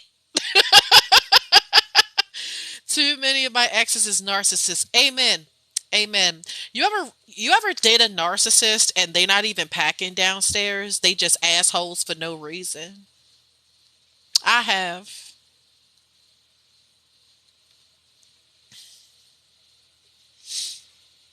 Like that's fucked up. It is. But I've gone through that. Yes. Because, in the beginning, narcissists aren't acting like narcissists yet. Like they do something to lure you in. Like, pretend to be a decent human being for like 2 months and then drop a whammy on you and dip.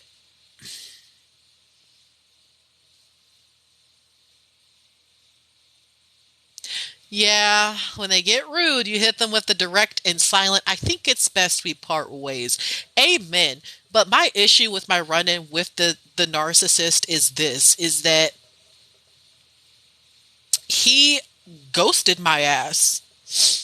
And I'm like, you didn't even have to do that. You could have just told me that you didn't want to be in a relationship anymore, and I could have, prepared for your departure, if you will.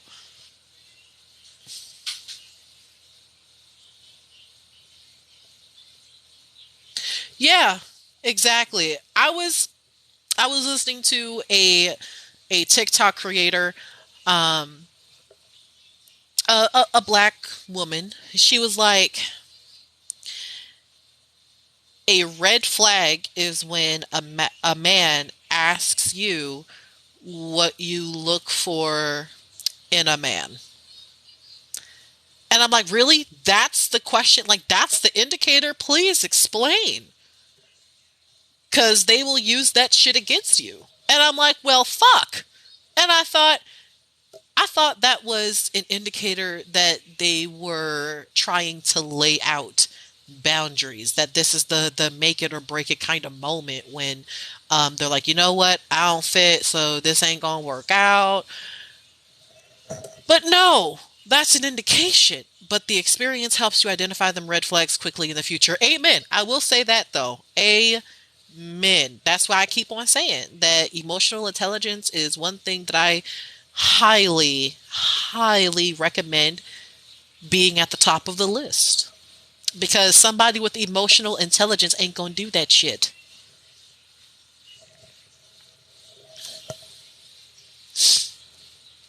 And then what really grinds my gears is the fact that me personally, I'm not a jealous person.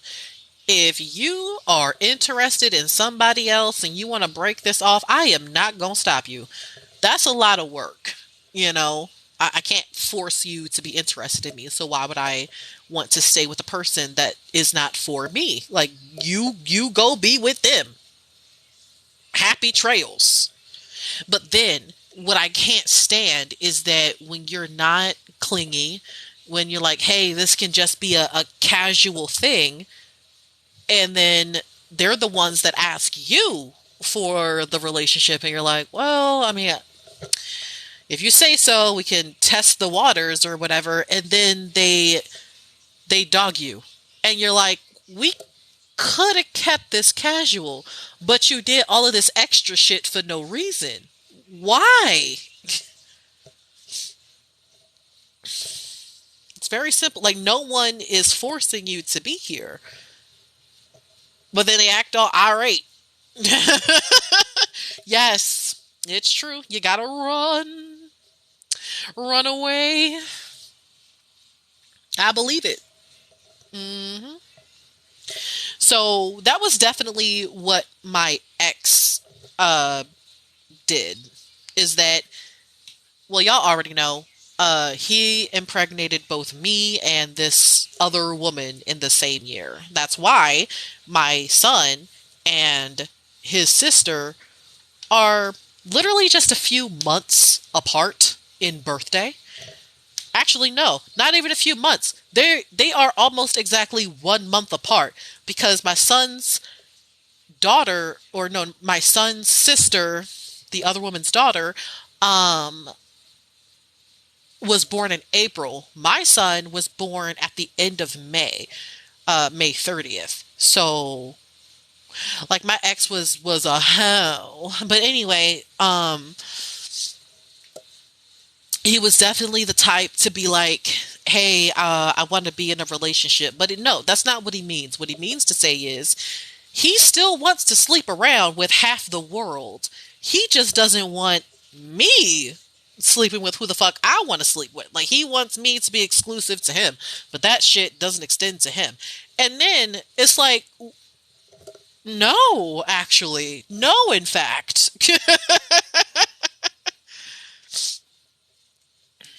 what's what's your topic? Basically, just talking about things that I would discuss in a podcast. And right now we're on the topic of interracial dating.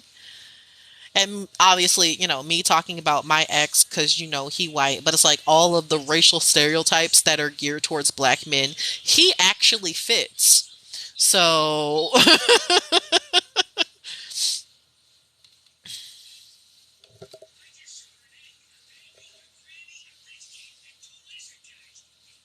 wow, I hope he is helping. No, he's not helping.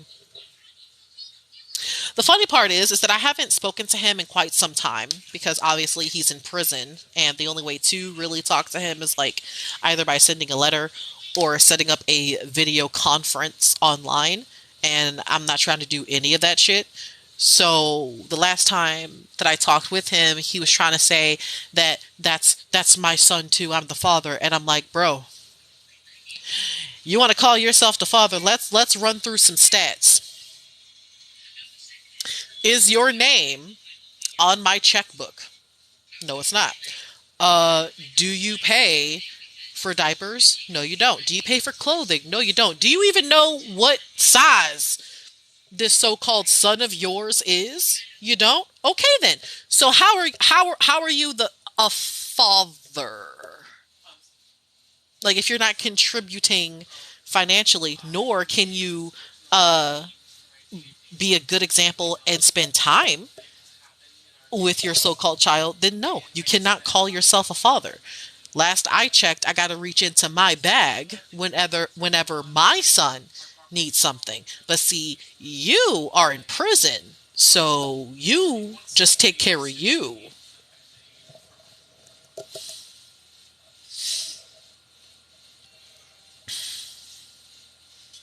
When you gonna get you another strong white king? How about no? Because my ex was none of those things except white. He was white. That's it. No interracial marriage. Marry and breed with your own people. Well, I'm quite literally getting married to a Yoruban man. I don't know if you can tell by my bracelet, like right here. Got it from my fiance. So, like I said, he's Yoruban and he is an Ifa priest. This is what he does for a living. Um, did not think that my life would go this direction, that I'm quite literally going to get married to a spiritual leader, but here we are. We can change the interracial issues one podcast at a time. To be perfectly honest with you, I don't recommend interracial dating, but if that's something y'all want to do, then do y'all. But just know that it's fucking hard, and it don't always work out. He needs a stepdaddy. He got one, and he's Yoruban, and he's a priest. He's the best role model I could ever possibly think of in terms of raising a little boy into a well-rounded man. Hey, his uncle's pretty cool too. Shut up, Zach. What am I, chopped liver? Yes. I hate you. Cry about it, you bottom. This is why he hugs me more. Shut up. I exist to spite you. She can repent and come back to her own people. I Thanks for that, because I have long since said, you know what? I'm done dating outside of my race. I have done it a total of twice, and I'm fucking tired of it. I don't know how other black people just continuously do it. I did it twice and was like, no, I can't do this shit. Like, I'm just the sheer. I hate having to explain my blackness. That's the biggest thing concerning interracial relationships for me, is that I hate having the same conversation over and over again. Like, every time, if if a person outside of my race is interested. Whereas with a black man, I don't have to explain my blackness, but I do have to explain my womanness, and that's also a problem. That's something that I've experienced with, obviously not my fiance, but I've experienced that with black men. Is that um like, even in my early college days when I was so called friends with this guy from Senegal, and he spoke like three languages, and I thought he was a worldly kind of dude. But unfortunately, he was also a misogynistic asshole. And so he thought that he was entitled to to uh to some to some car head. That's right. This man really thought that my black ass was going to give him a happy ending in his car. To which I then said, nah, you can quite literally go fuck yourself. To which he then proceeded to do. Because I wasn't going to be a part of that. So that's the kind of disrespect that I'm talking about. Yoruban. Yes, Yoruban. He is from Ibadan, Nigeria. Because the best part of the story is that when you start to realize that he does not take any of this seriously, it's so good. What about your roommate? Did y'all ever spark a love connection? A love for BBWs, perhaps, I mean, but not with each other. I love my homie, but I don't think that's the same kind of love. Actually, we're going to address that right now. Zachary, I'm sorry, but I'm just not that into you. What? 5 years of living together platonically, and now you tell me you are?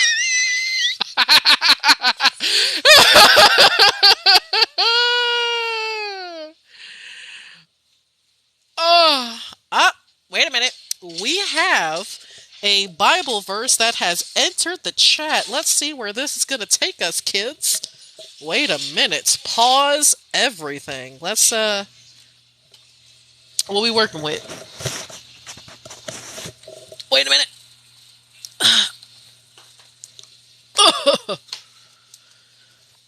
Pulled out the tool. Okay. 412. Hold on.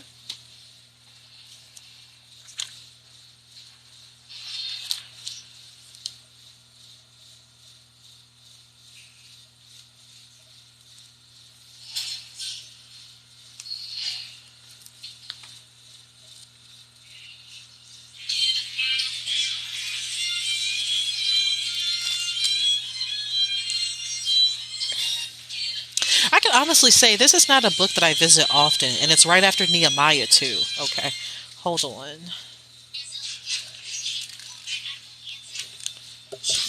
Four, chapter 3, but where's chapter 4 at?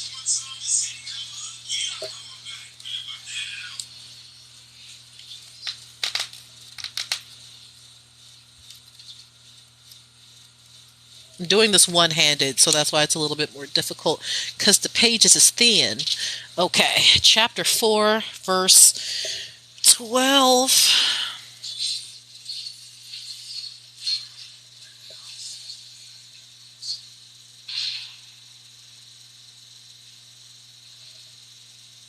Aha! And so the Bible quote says, "Be on your guard, son, against every form of immorality, and above all, marry a woman of the lineage of your forefathers. Do not marry a stranger who is not of your father's tribe, because we are sons of the prophets. My boy, keep in mind Noah, Abraham, Isaac, and Jacob, our fathers from of old. All of them took wives from among their own kinsmen and were blessed in their children. Remember that their posterity shall inherit the land." Okay, but let me raise you this question though. Um, Anything that white people fear, I tend to want to do. Wait a minute, do I have a guest request?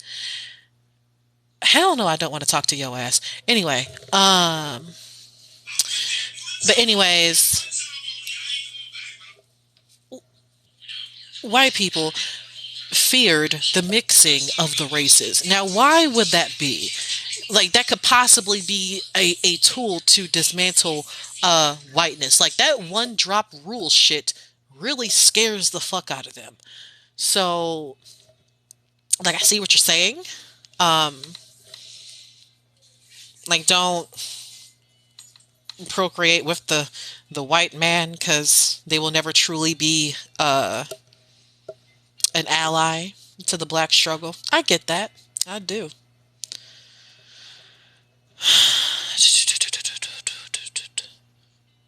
Is he serving the Most High? My fiance? No, he's not that kind of priest. He is an Ifa priest. So the Yoruban term for that is a Babalawo. He is a Babalawo. So he participates in the traditional faith of Yorubaland before colonialism.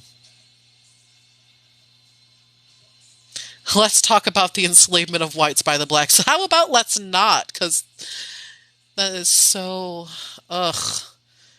Like, just tell me you hate history. Or, no, actually, I wanted to block. That's it. There we go. Anyways,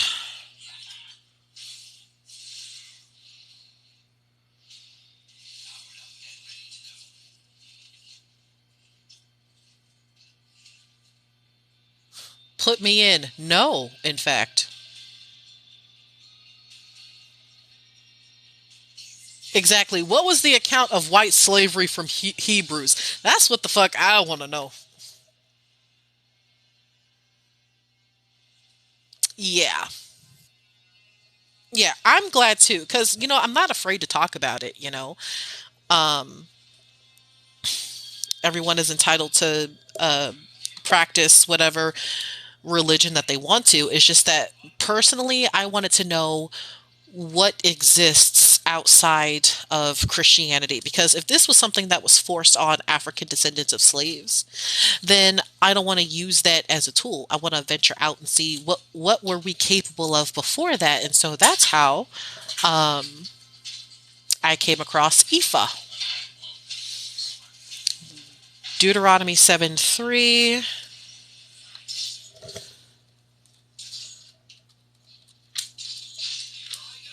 Hold on.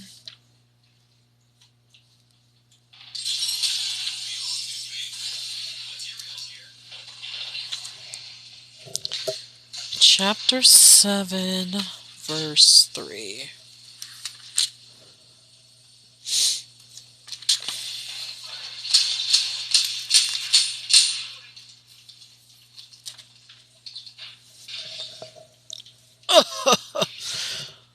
Chapter 7, verse 3. You shall not intermarry with them, neither giving your daughters to their sons, nor taking their daughters for your sons.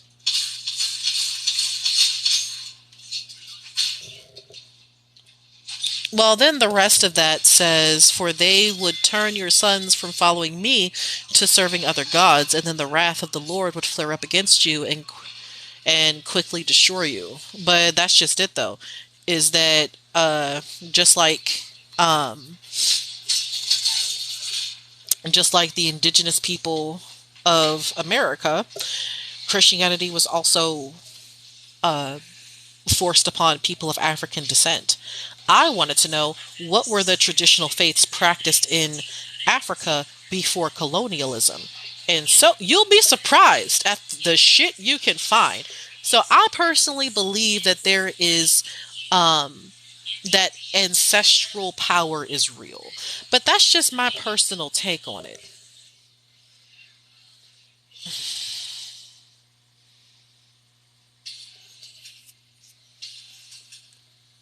You are giving me a lot of homework here. Don't appreciate this, sir.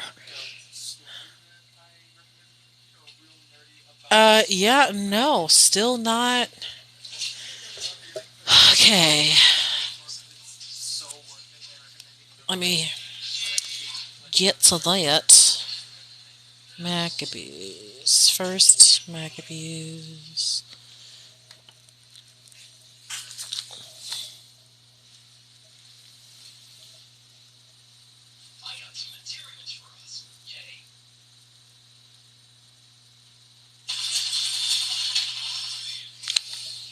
Okay, and you said chapter 3, verse 8.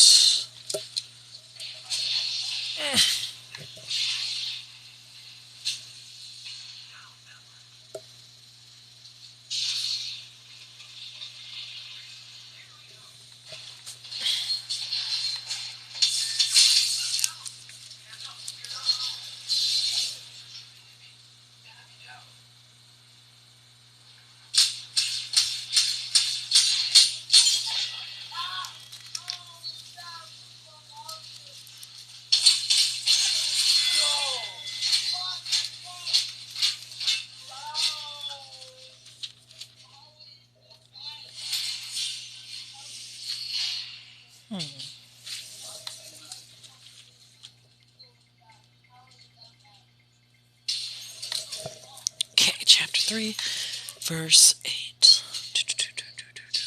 He went about the cities of Judah, destroying the impious there. He turned away wrath from Israel and was renowned to the ends of the earth. He gathered together those who were perishing. Oh, wait a minute. You said First Maccabees 3:48. Sorry about that. 48.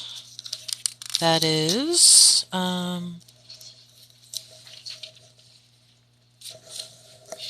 okay, 46. 48. They unrolled the scroll of the law to learn about the things for which the Gentiles consulted the images of their idols.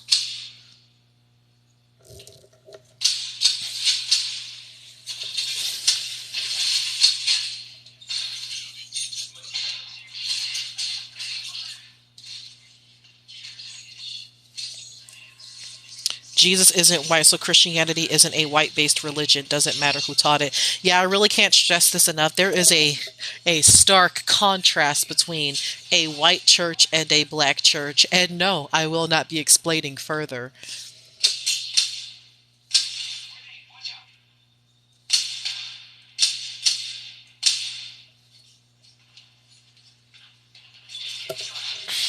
Well, that just depends on what you classify as pagan, because that's what it really boils down to, is that if you read the book The Destruction of Black Civilization, obviously religion was used as a tool of division. And what I mean by that would be the Abrahamic faiths, because um, looking at how anything associated with paganism is seen as backward or evil, satanic, primitive, whatever, what have you. And it's like, when I look at information about Ifa, though, I see that this is something that has survived the transatlantic slave trade. And any beliefs forced on people through slavery, I think it's worth branching out and looking at what they were trying to erase, if that makes any sense. If you're trying to erase my Africanness, then the first place that I want to look is the Africanness, the so-called pagan underbelly that is what white people tried to turn into a third world wasteland.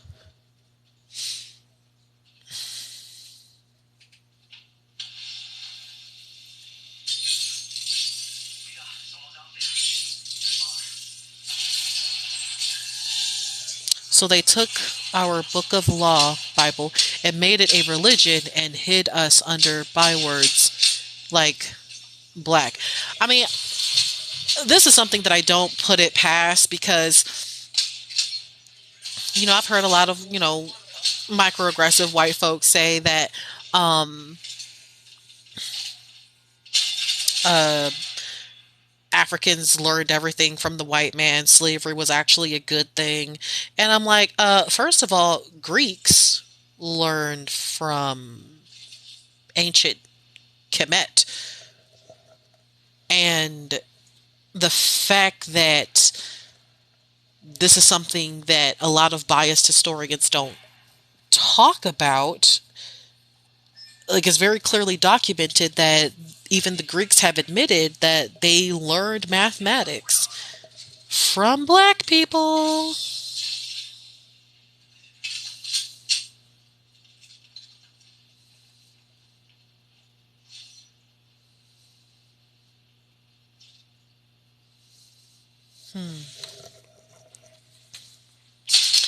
But that is a question that I do have for, my black people, is that if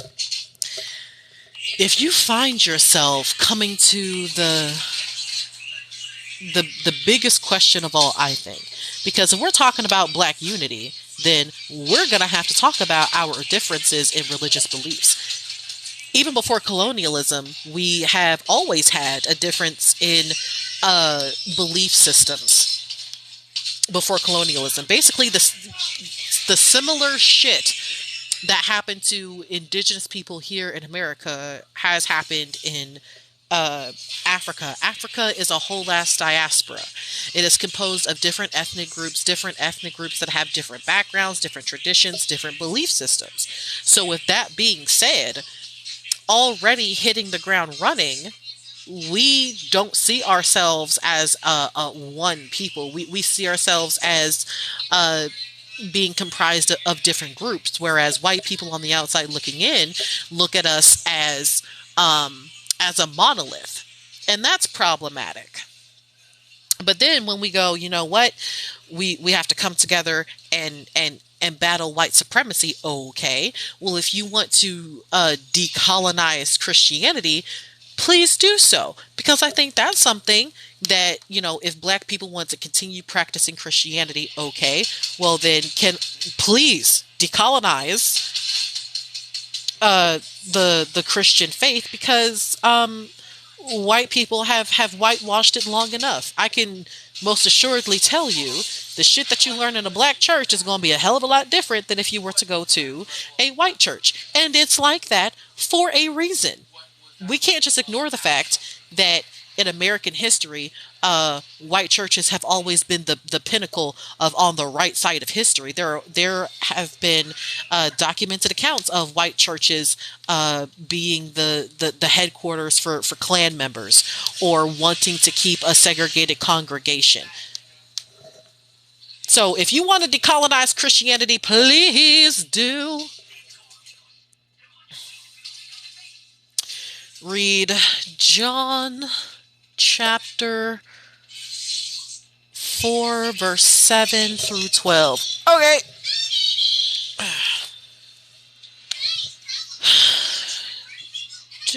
Do.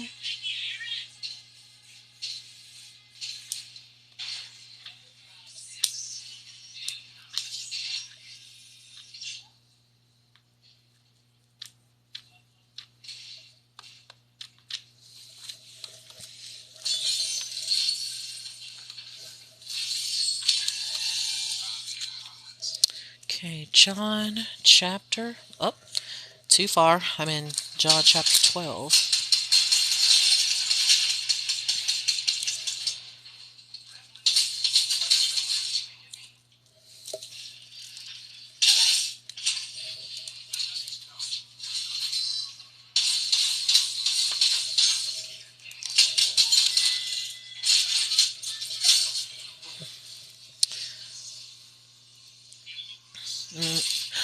Oh, yeah, the story of the Samaritan woman. Okay, let's do this. So you said 7 through 12, right? So it says here, a woman of Samaria came to draw water. Jesus said to her, "Give me a drink." His disciples had gone into the town to buy food. The Samaritan woman said to him, "How can you, a Jew, ask me, a Samaritan woman, for a drink?" For Jews use nothing in common with Samaritans. Jesus answered and said to her, "If you knew the gift of God, and who is saying to you, 'Give me a drink,' you would have asked him, and he would have given you living water." And you said through 12, the woman said to him, "Sir, you do not even have a bucket, and the cistern is deep. Where then can you get this living water? Are you greater than our father Jacob, who gave us this cistern and drank from it himself, and his children and his flocks?"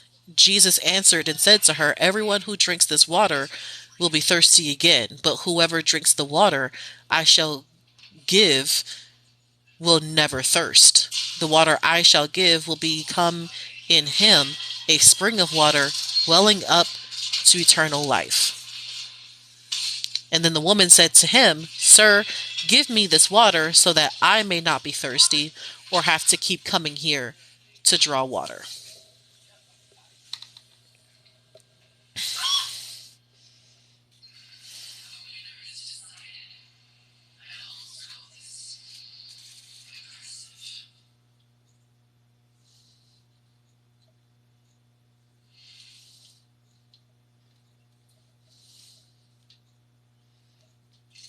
Okay.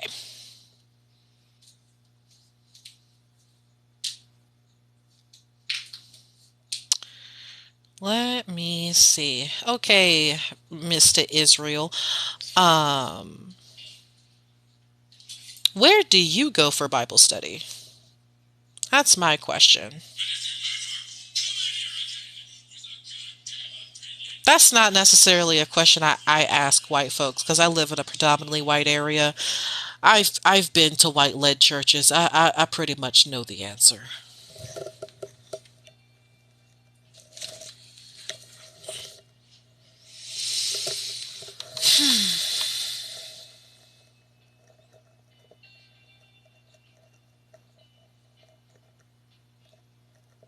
If race was such a huge issue, he would have addressed it. What? Wow. Okay. We just didn't look at history, did we? Literally, race science and uh, colonizer Christianity worked in tandem to justify the enslavement of black people. I keep bringing this up about the story of Ham. That was the justification. And if you don't believe me, you can read Uncle Tom's Cabin. It's not a good book to read about slavery, but it is definitely a point of reference to uh, get a sneak peek inside what white Christians during that time thought of black people.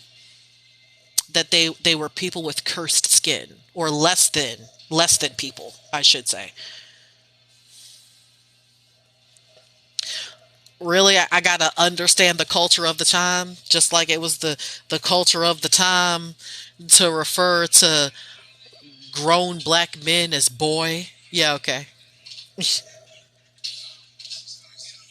People twist to make it what they want. Exactly. And so my job is to talk about how white people have used the Bible to justify the the denial of basic human rights to people. Like that's the entire point is that go ahead and practice Christianity, but if you're practicing Christianity for the sole purpose of denying people that you don't like basic human rights, well, you're no better than them. Not all white people, yeah, okay. It was enough white people for slavery to be a whole problem, so it was enough white people for Jim Crow laws to be a whole problem. It was enough white people for sundown towns to still exist. So, yeah.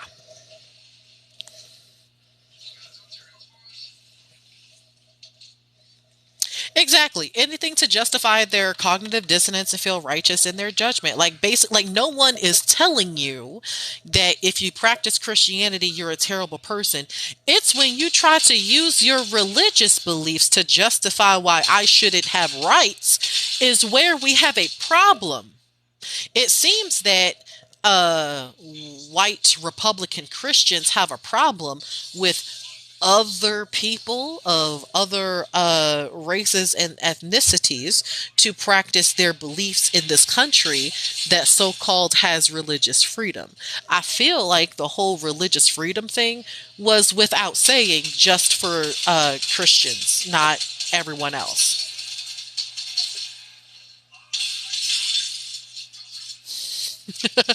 Please Google First Peter. Okay, that's a lot easier because that's the Catholic Study Bible. That thing thick as hell. It has a whole bunch of extra pages and shit for reference purposes. But anyway, First Peter.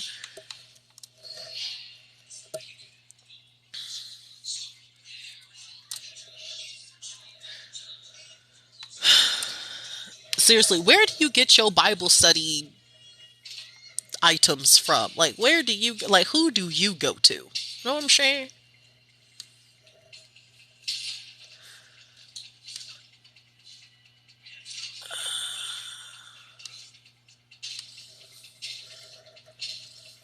The AMP Bible, the Amplified Bible, and this is the first one that comes up. The Amplified Bible. What is the history of this particular version of the Bible? I gotta know. But anyways, it says here, but you are a chosen race, a royal priesthood, a consecrated nation, a special people for God's own possession, so that you may proclaim the excellencies, the wonderful deeds and virtues and perfections of Him who called you out of darkness into His marvelous light. That's the verse, people.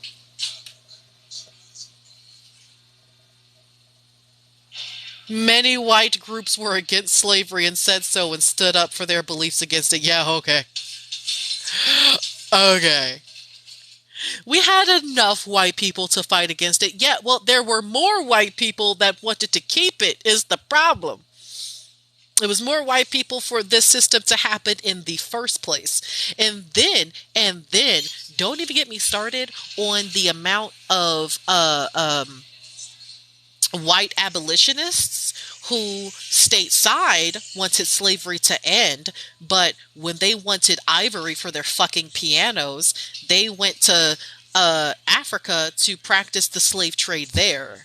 It's documented because there were notable abolitionists that had businesses in the North, and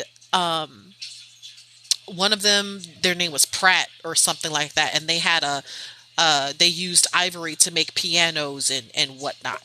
So, with that being said, they participated in the slave trade directly in the motherland because it profited their business. But in America, though, they were like, yeah, slavery is bad. But it's like, you don't really give a fuck about blackness because you're not about dismantling the entire system of exploited labor. You participate in exploited labor if it benefits your pockets.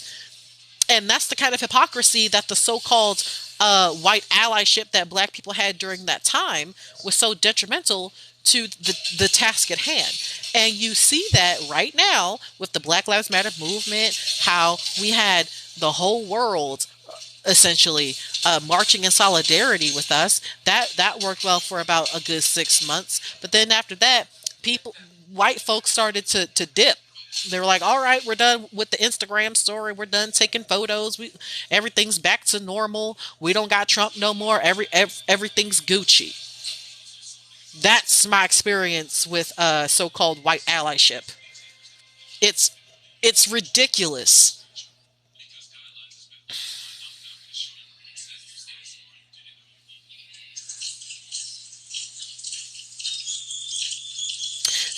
And this man right here is saying, so race is in the Bible. It does say the word race. It do.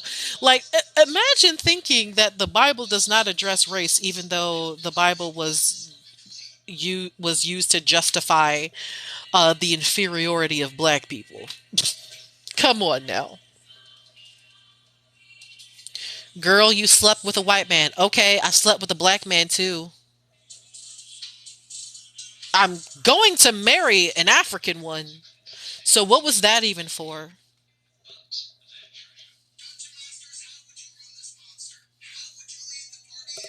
I feel bad for your son. Okay, I feel bad for your mom. Blocked. Like, just being microaggressive, like literally as a black woman, I will get disrespected by basically anybody for any fucking thing, if I stayed within my race, or if I dated outside of my race, if I wear a bonnet outside, if I don't wear a bonnet outside.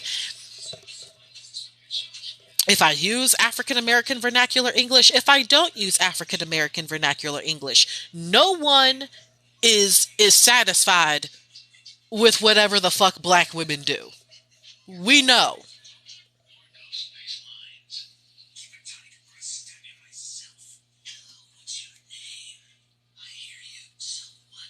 Teach your son about the great things white people have contributed to society. The zipper? Pew. Ew. Like, the zipper? Mayonnaise? Potato salad? Beating your wife?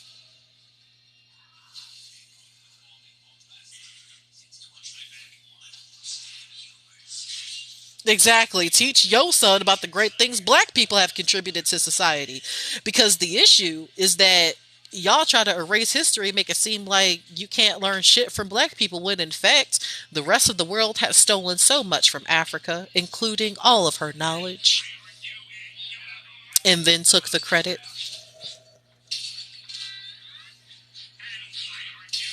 Exactly. All of the things that black folks have created that white people stole. Stealing shit. That colonizer mentality type nonsense. Like, y'all gonna have to stop fucking playing with me. But these are the topics of conversation that I do want to have in the podcast that I hope to one day create.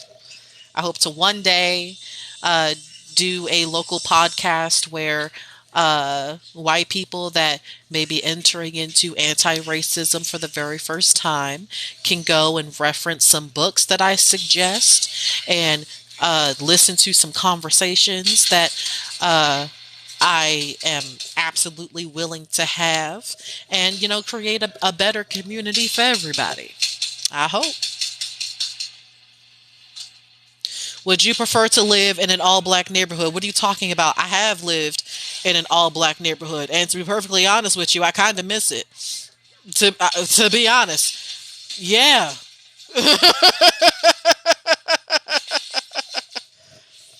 Absolutely. I do. I miss that shit. I miss when I can walk into a beauty supply store and I can just get the shit that I need. I miss when I don't have to worry about walking into a random white person that's going to ask me a million fucking questions about my hair or uh God forbid try to touch my hair without any word of notice. Like they don't even ask, like try to do that shit. Like personal space, ma'am. What state and area? Like where I live currently, I live in Oregon. Enough said. It's a lot of white folks out here. And I'm from Baltimore City, Maryland. So yeah, culture shocked. But yeah, I'm trying to establish more diversity here in Southern Oregon and um, a better way to look at Black history. So yeah, because I realize that not everyone knows where to look. So if I can be that resource, I would have done my job.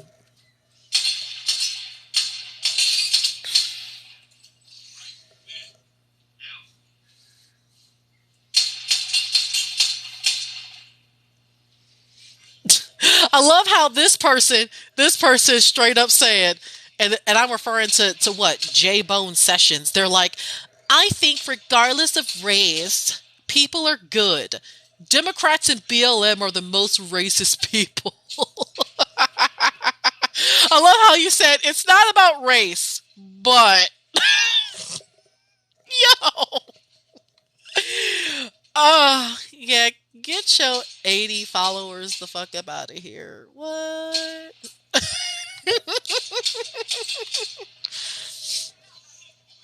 Exactly. Some very outdated and racist culture arguments against blackness has entered the chat. It needs to go. So you feel comfortable living in the hood? Why did you assume that I was talking about the hood when I said living in an all black community? Do you think that If it's a all black community, it absolutely has to be the hood for real. Okay, that's very telling because I got family members that are college professors. I have family members that have served in the fucking military. I have people in my family that live in very nice neighborhoods, but guess what? They still live next to black people.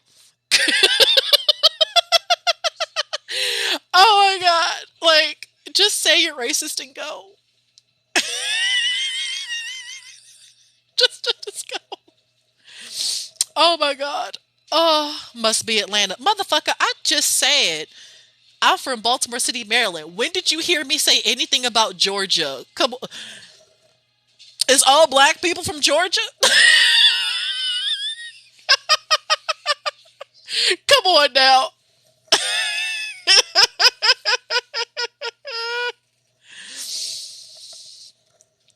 Talking about your I have talked about my family multiple times, and I have said many times before, I'm from the East Coast. My mom's side of the family, I have family members from West Virginia. Okay. Like, not once have I said that I got family members that live in Georgia. I don't got no family members that live there. I used to have a cousin that lived in Texas, but then she moved to Florida, and I'm all like, why did you move from one crazy ass area to another? What is you doing? They is built different in Florida. What? But do you?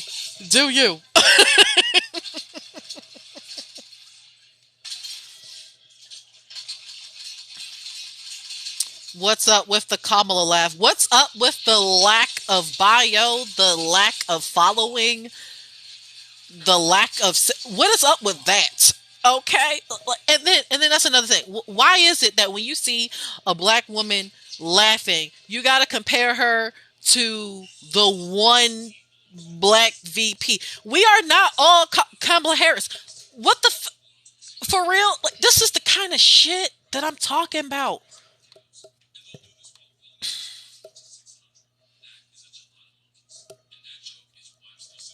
It's like I've been laughing like this before y'all fucking knew who Kamala Harris even fucking was. I don't think Kamala Harris is black though. Well, that wasn't for you to decide any fucking way. That is once again a conversation for black people. We didn't ask you. She's claiming it now. And that's something black people can talk about, not you. It would make more sense for us to talk about it. And we have.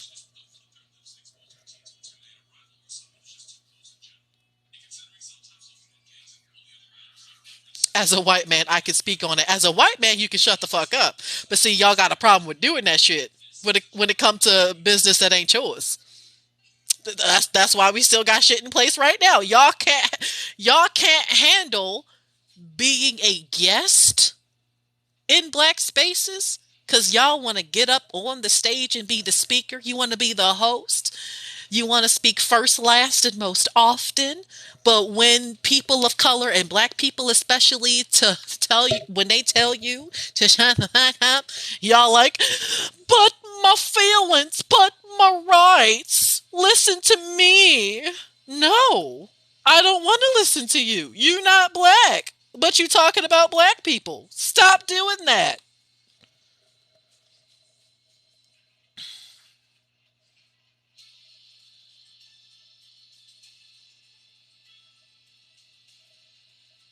Like, to be perfectly honest with you, when it comes to um Kamala Harris, is she like talking about her blackness? See, I am only going to discuss blackness with black people. I will never consult a white person on shit regarding blackness.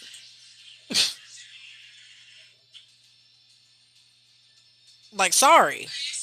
I feel more comfortable talking about Kamala Harris's career and her blackness or lack thereof with black people, not white folks.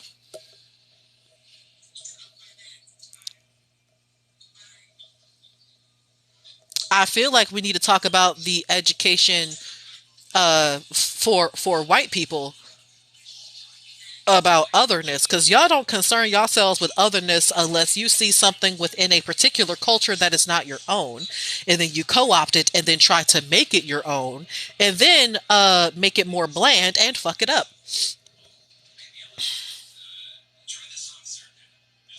Yeah, let's talk about colonized education systems. Education for whites, that's funny. Yeah, because these Negroes can't teach me anything. I'm white. I'm supposed to be the teacher. You learn from me. Colonizer out. You ain't slick. Matter of fact, let me get a good look at your face. Up, yup, that right there. That is American Psycho right there. Watch out, ladies. Cover up your drink. If I saw that at a bar, yup, covering up my beverage right there. Next. Bye bye. Exactly. Like that's how you that's how you gotta approach these white folks. You gotta ask them, do you think that Abraham Lincoln was an American hero? Because if your ass do, we need to stop the conversation right there. We don't need to continue further. We cool. No. No, no, no, no, no, no. Exactly. I bet that hat is hiding a secret. Baby! I don't know what's wrong with them. I don't know what's going on with them. Why are you covering your drink? If you had to ask why women would need to cover their drinks with a dude that looked like that, mm, you need to check yourself. You need to check yourself. You need to figure out if women cover up their drinks around your ass. If you new to that part of the conversation, like you don't know what some telltale signs of what are some signs that women need to cover their drink. I feel like you might have contributed to the reason why women need to cover up their drink. Amen.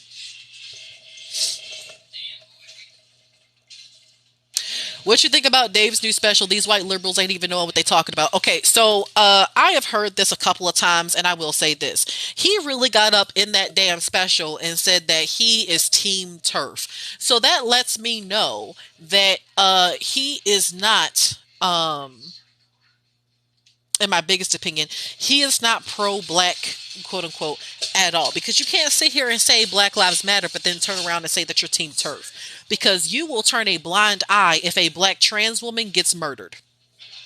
The average life expectancy of a black trans woman is 35. Like, I don't want to hear shit about your opinion on black liberation as a black person if you will not stand in solidarity with all black people. Like we have nothing to talk about at that point. And I have ran into uh black men like that. He also said LGB made his friend kill themselves. Justice for Daphne. Okay, first of all, here's my question though. Why, when talking about trans rights, why did he consult a white trans woman? Why did he consult a white trans woman about trans issues?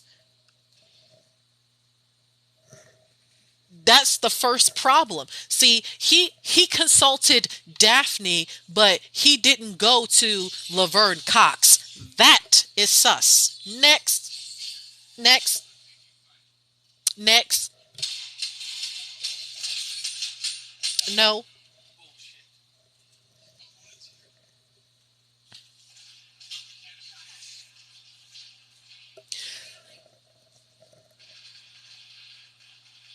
Oh, because that's his friend. Not that much of a friend. If when talking about a marginalized group within a marginalized group, you need to consult the most marginalized out of that group. A white trans person still has their whiteness to fall back on at the end of the fucking day. Black trans women, on the other hand, they getting murked from everybody, basically. So that's why. Like, that's why. Yes, a disregard of intersectionality. That is a problem.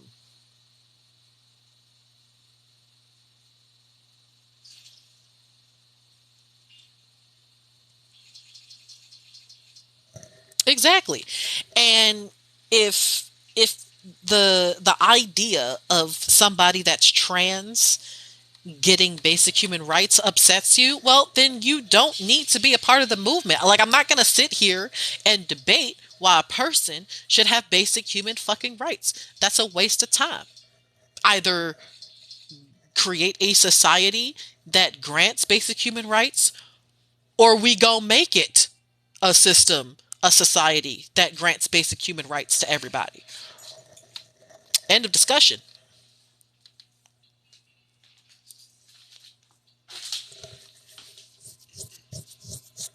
Here, since I tend to listen to white people. Right now I'm talking to some members of the black community because we were talking to. About the Dave Chappelle thing and who he reached Yes. I wanted to make a point about that. That makes sense. Dave Chappelle. Dave Chappelle talked about what trans jokes are offensive are like me, an Irish American who's proud of his Irish heritage, going to a rich Northern Ireland person who has never fought a day in their life and asking them if my jokes about poor homeless IRA soldiers are offensive. That's my roommate, y'all. Dave Chappelle specifically looked for someone who would agree with him. Mm-hmm. Well, of course you wouldn't agree with that. And the fact that there are some queer black folks that are team turf is fucked up. I myself am bisexual. So I am a cis black woman. So this is the same thing that I said at the women's march that was predominantly white led, but they consulted me for advice. And so I said that if we're talking about women's rights here, we need to be more inclusive of not only black women, but black trans women, because otherwise, what the fuck are we doing? Because if your allyship is conditional, I don't want it to begin with. If you think that black liberation should exclude black trans people, I personally don't want your patronage, don't want you in my comments, don't even want you in my peripheral vision. That's it. Like, I can't do that because you know what? To the outside looking in, we're all black and we're all expendable. So the fact that you will turn your back on other black people because you don't understand or don't want to understand their queerness or their transness, well, then this movement is not for you. Seriously, when it comes to liberation, it's not about if you like the person.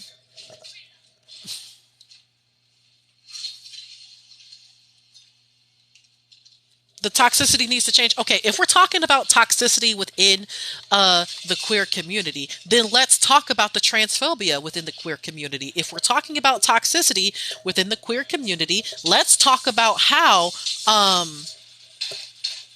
older queer people will prey on budding queer people.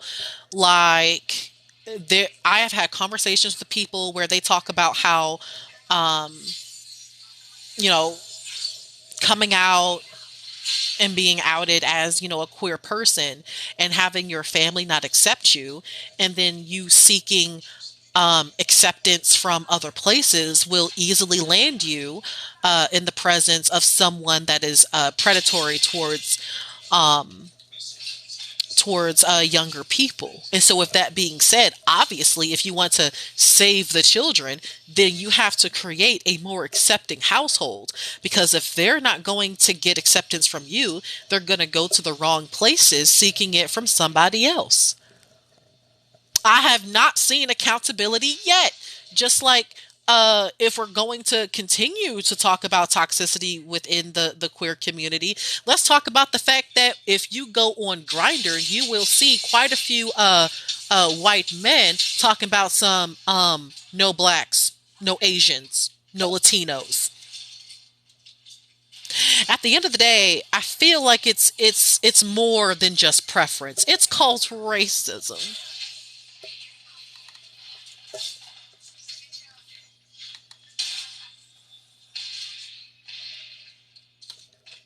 So, in my honest to God opinion, again, this is something that I would talk about in a podcast is talking about toxic environments, not just within the queer community, but in various other groups too. Because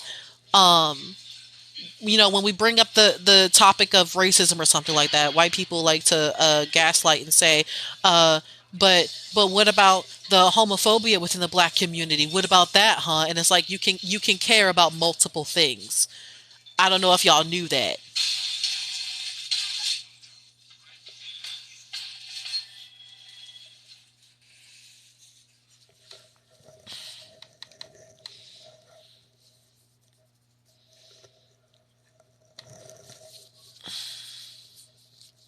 And then with I will say that with some black women, they're like the idea of transness existing that takes away from what being a real woman is. That's a fucked up way of thinking. And that is a sign of internalized misogyny because some people say, oh, trans women can't give birth. And there are cis women, they were born with a uterus and they are unable to get pregnant. Are you saying that women who can't give birth are less of a woman? And then let's take it a step further. Why is your definition of a woman based on if she can conceive or not? Because then when we really start to think about what what defines a woman, we start to see how deeply rooted in misogyny it truly fucking is. And then we're black women. So the definition of what a woman is supposed to be has never fit into the narrative of what white people think womanish should be. That's why with women's rights, black women already know that they just mean white women's rights. They don't mean us.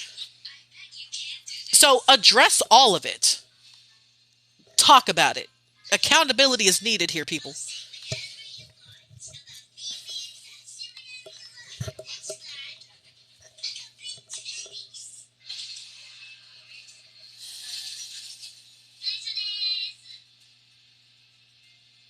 Who has scarred you to be this way, my child? Well, I have been black in America long enough. I'd have to say that. See, knowing that black trans women don't live past 35 in most cases, that that hits me in a certain spot because you will biology wait a minute, biology determines gender, period. No, the fuck it doesn't. Can somebody with a degree in biology or who has a gender studies degree in here, can somebody speak on this, please? Because I already said my damn piece. I already did. When you start to try to define what a woman is supposed to be, then you notice how deeply misogynistic it truly is.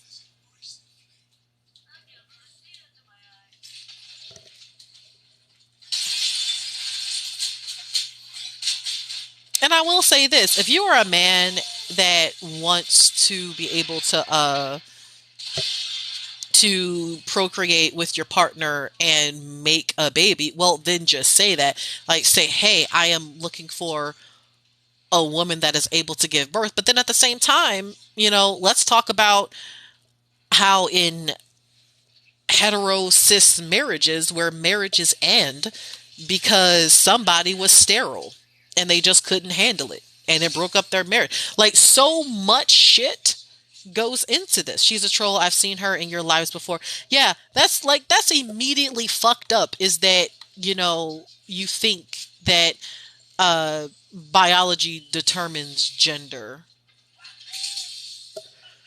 This is why gender studies classes and gender studies degrees are needed. And then the conservative talking point for, gender studies degrees or women's studies degrees are useless. Do you know what some of these people, what fields they go into? They go into fields of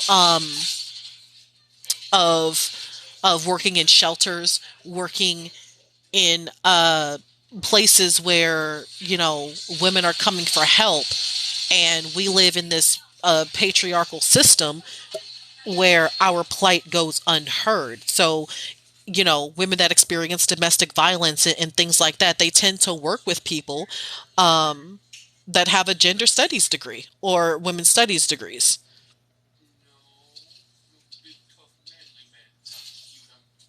Yes, they are useless. Those are degrees for first world country.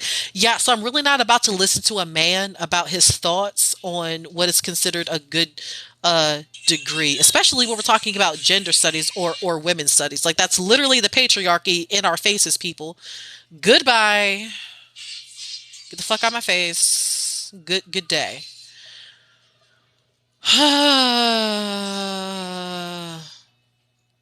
Exactly. Like literally sociology is definitely popular every fucking where.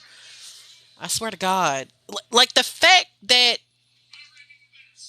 your allyship is conditional. And I don't mean that just with white people. I mean that with black people too. You can't be out here saying Black Lives Matter, but hate black trans people. You can't be out here saying Black Lives Matter, but you homophobic. Like, what the fuck? So yeah, I got issues within my own community as well. But like I said, I am only going to talk about issues within the black community, like in detail and verbatim, to other black people, because I'm not really about to explain shit to white folks. Like until white people want to talk about uh how to deal with their racist family members and their own preconceived ideas about minorities, I don't really want to talk to y'all about a goddamn thing. And then when it comes to black people addressing the transphobia, the homophobia within our communities, see, I'm gonna talk to black people about that. I'm not talking to y'all about that. No. Why would I?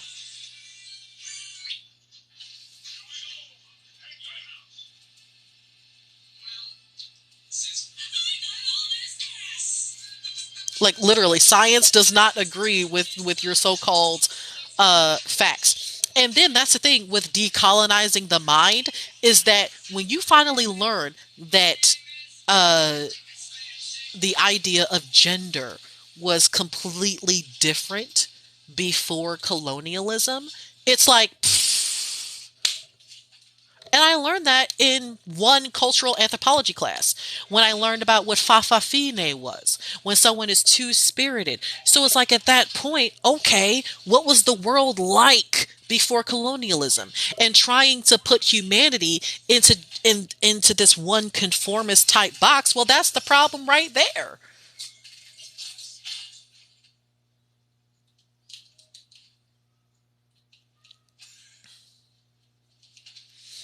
But oh well. But oh well. But see, these are things that I want to talk about in the podcast that, I'm hoping to create. And honestly, if I have over 3,000 followers now. So with that being said, if those 3,000 plus followers all just simultaneously donated 10 cents to my so-called TikTok account, I can really start getting stuff for the podcast, just so you know. So what I do is I go and fill up my little uh TikTok coin piggy bank, and I go and I just give a little coin here and there to some of my favorite TikTokers. Show them some love too.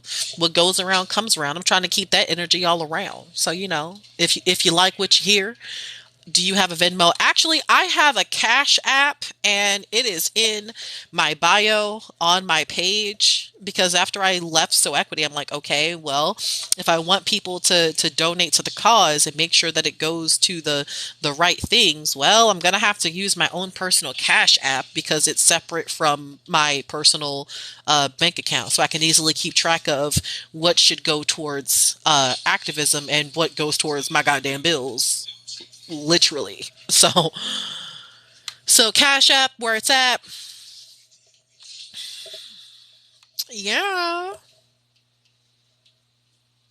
LOL panhandling. Are you fucking serious?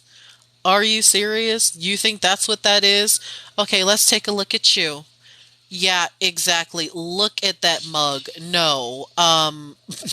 Sir. Like first of all, the only person panhandling here was whoever the fuck created that face. They were panhandling the gene pool. That's what the fuck they was doing. Ew. Please, sir, just a few more chromosomes. Please, Hmm. sir. Mother, Exactly. father, uncle did It, not give me it enough. always be the dustiest fucking people that just want to speak bad at at people trying to make a difference. Like if you want to hate, stay on the fucking sidelines where you belong.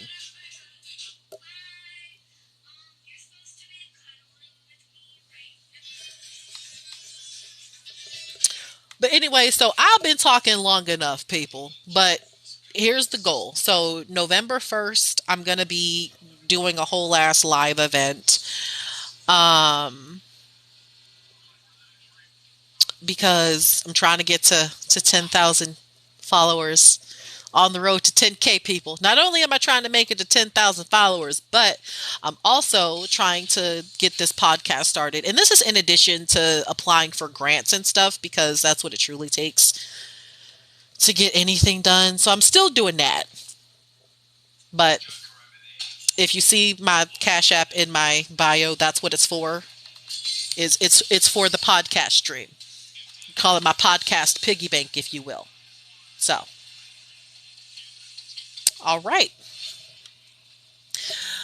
But anyways, it was nice talking to y'all. Glad that we know what my beliefs are, and we've certainly learned some things about ourselves. Um, and if you're in social justice activism, I highly recommend this book, Beyond Survival.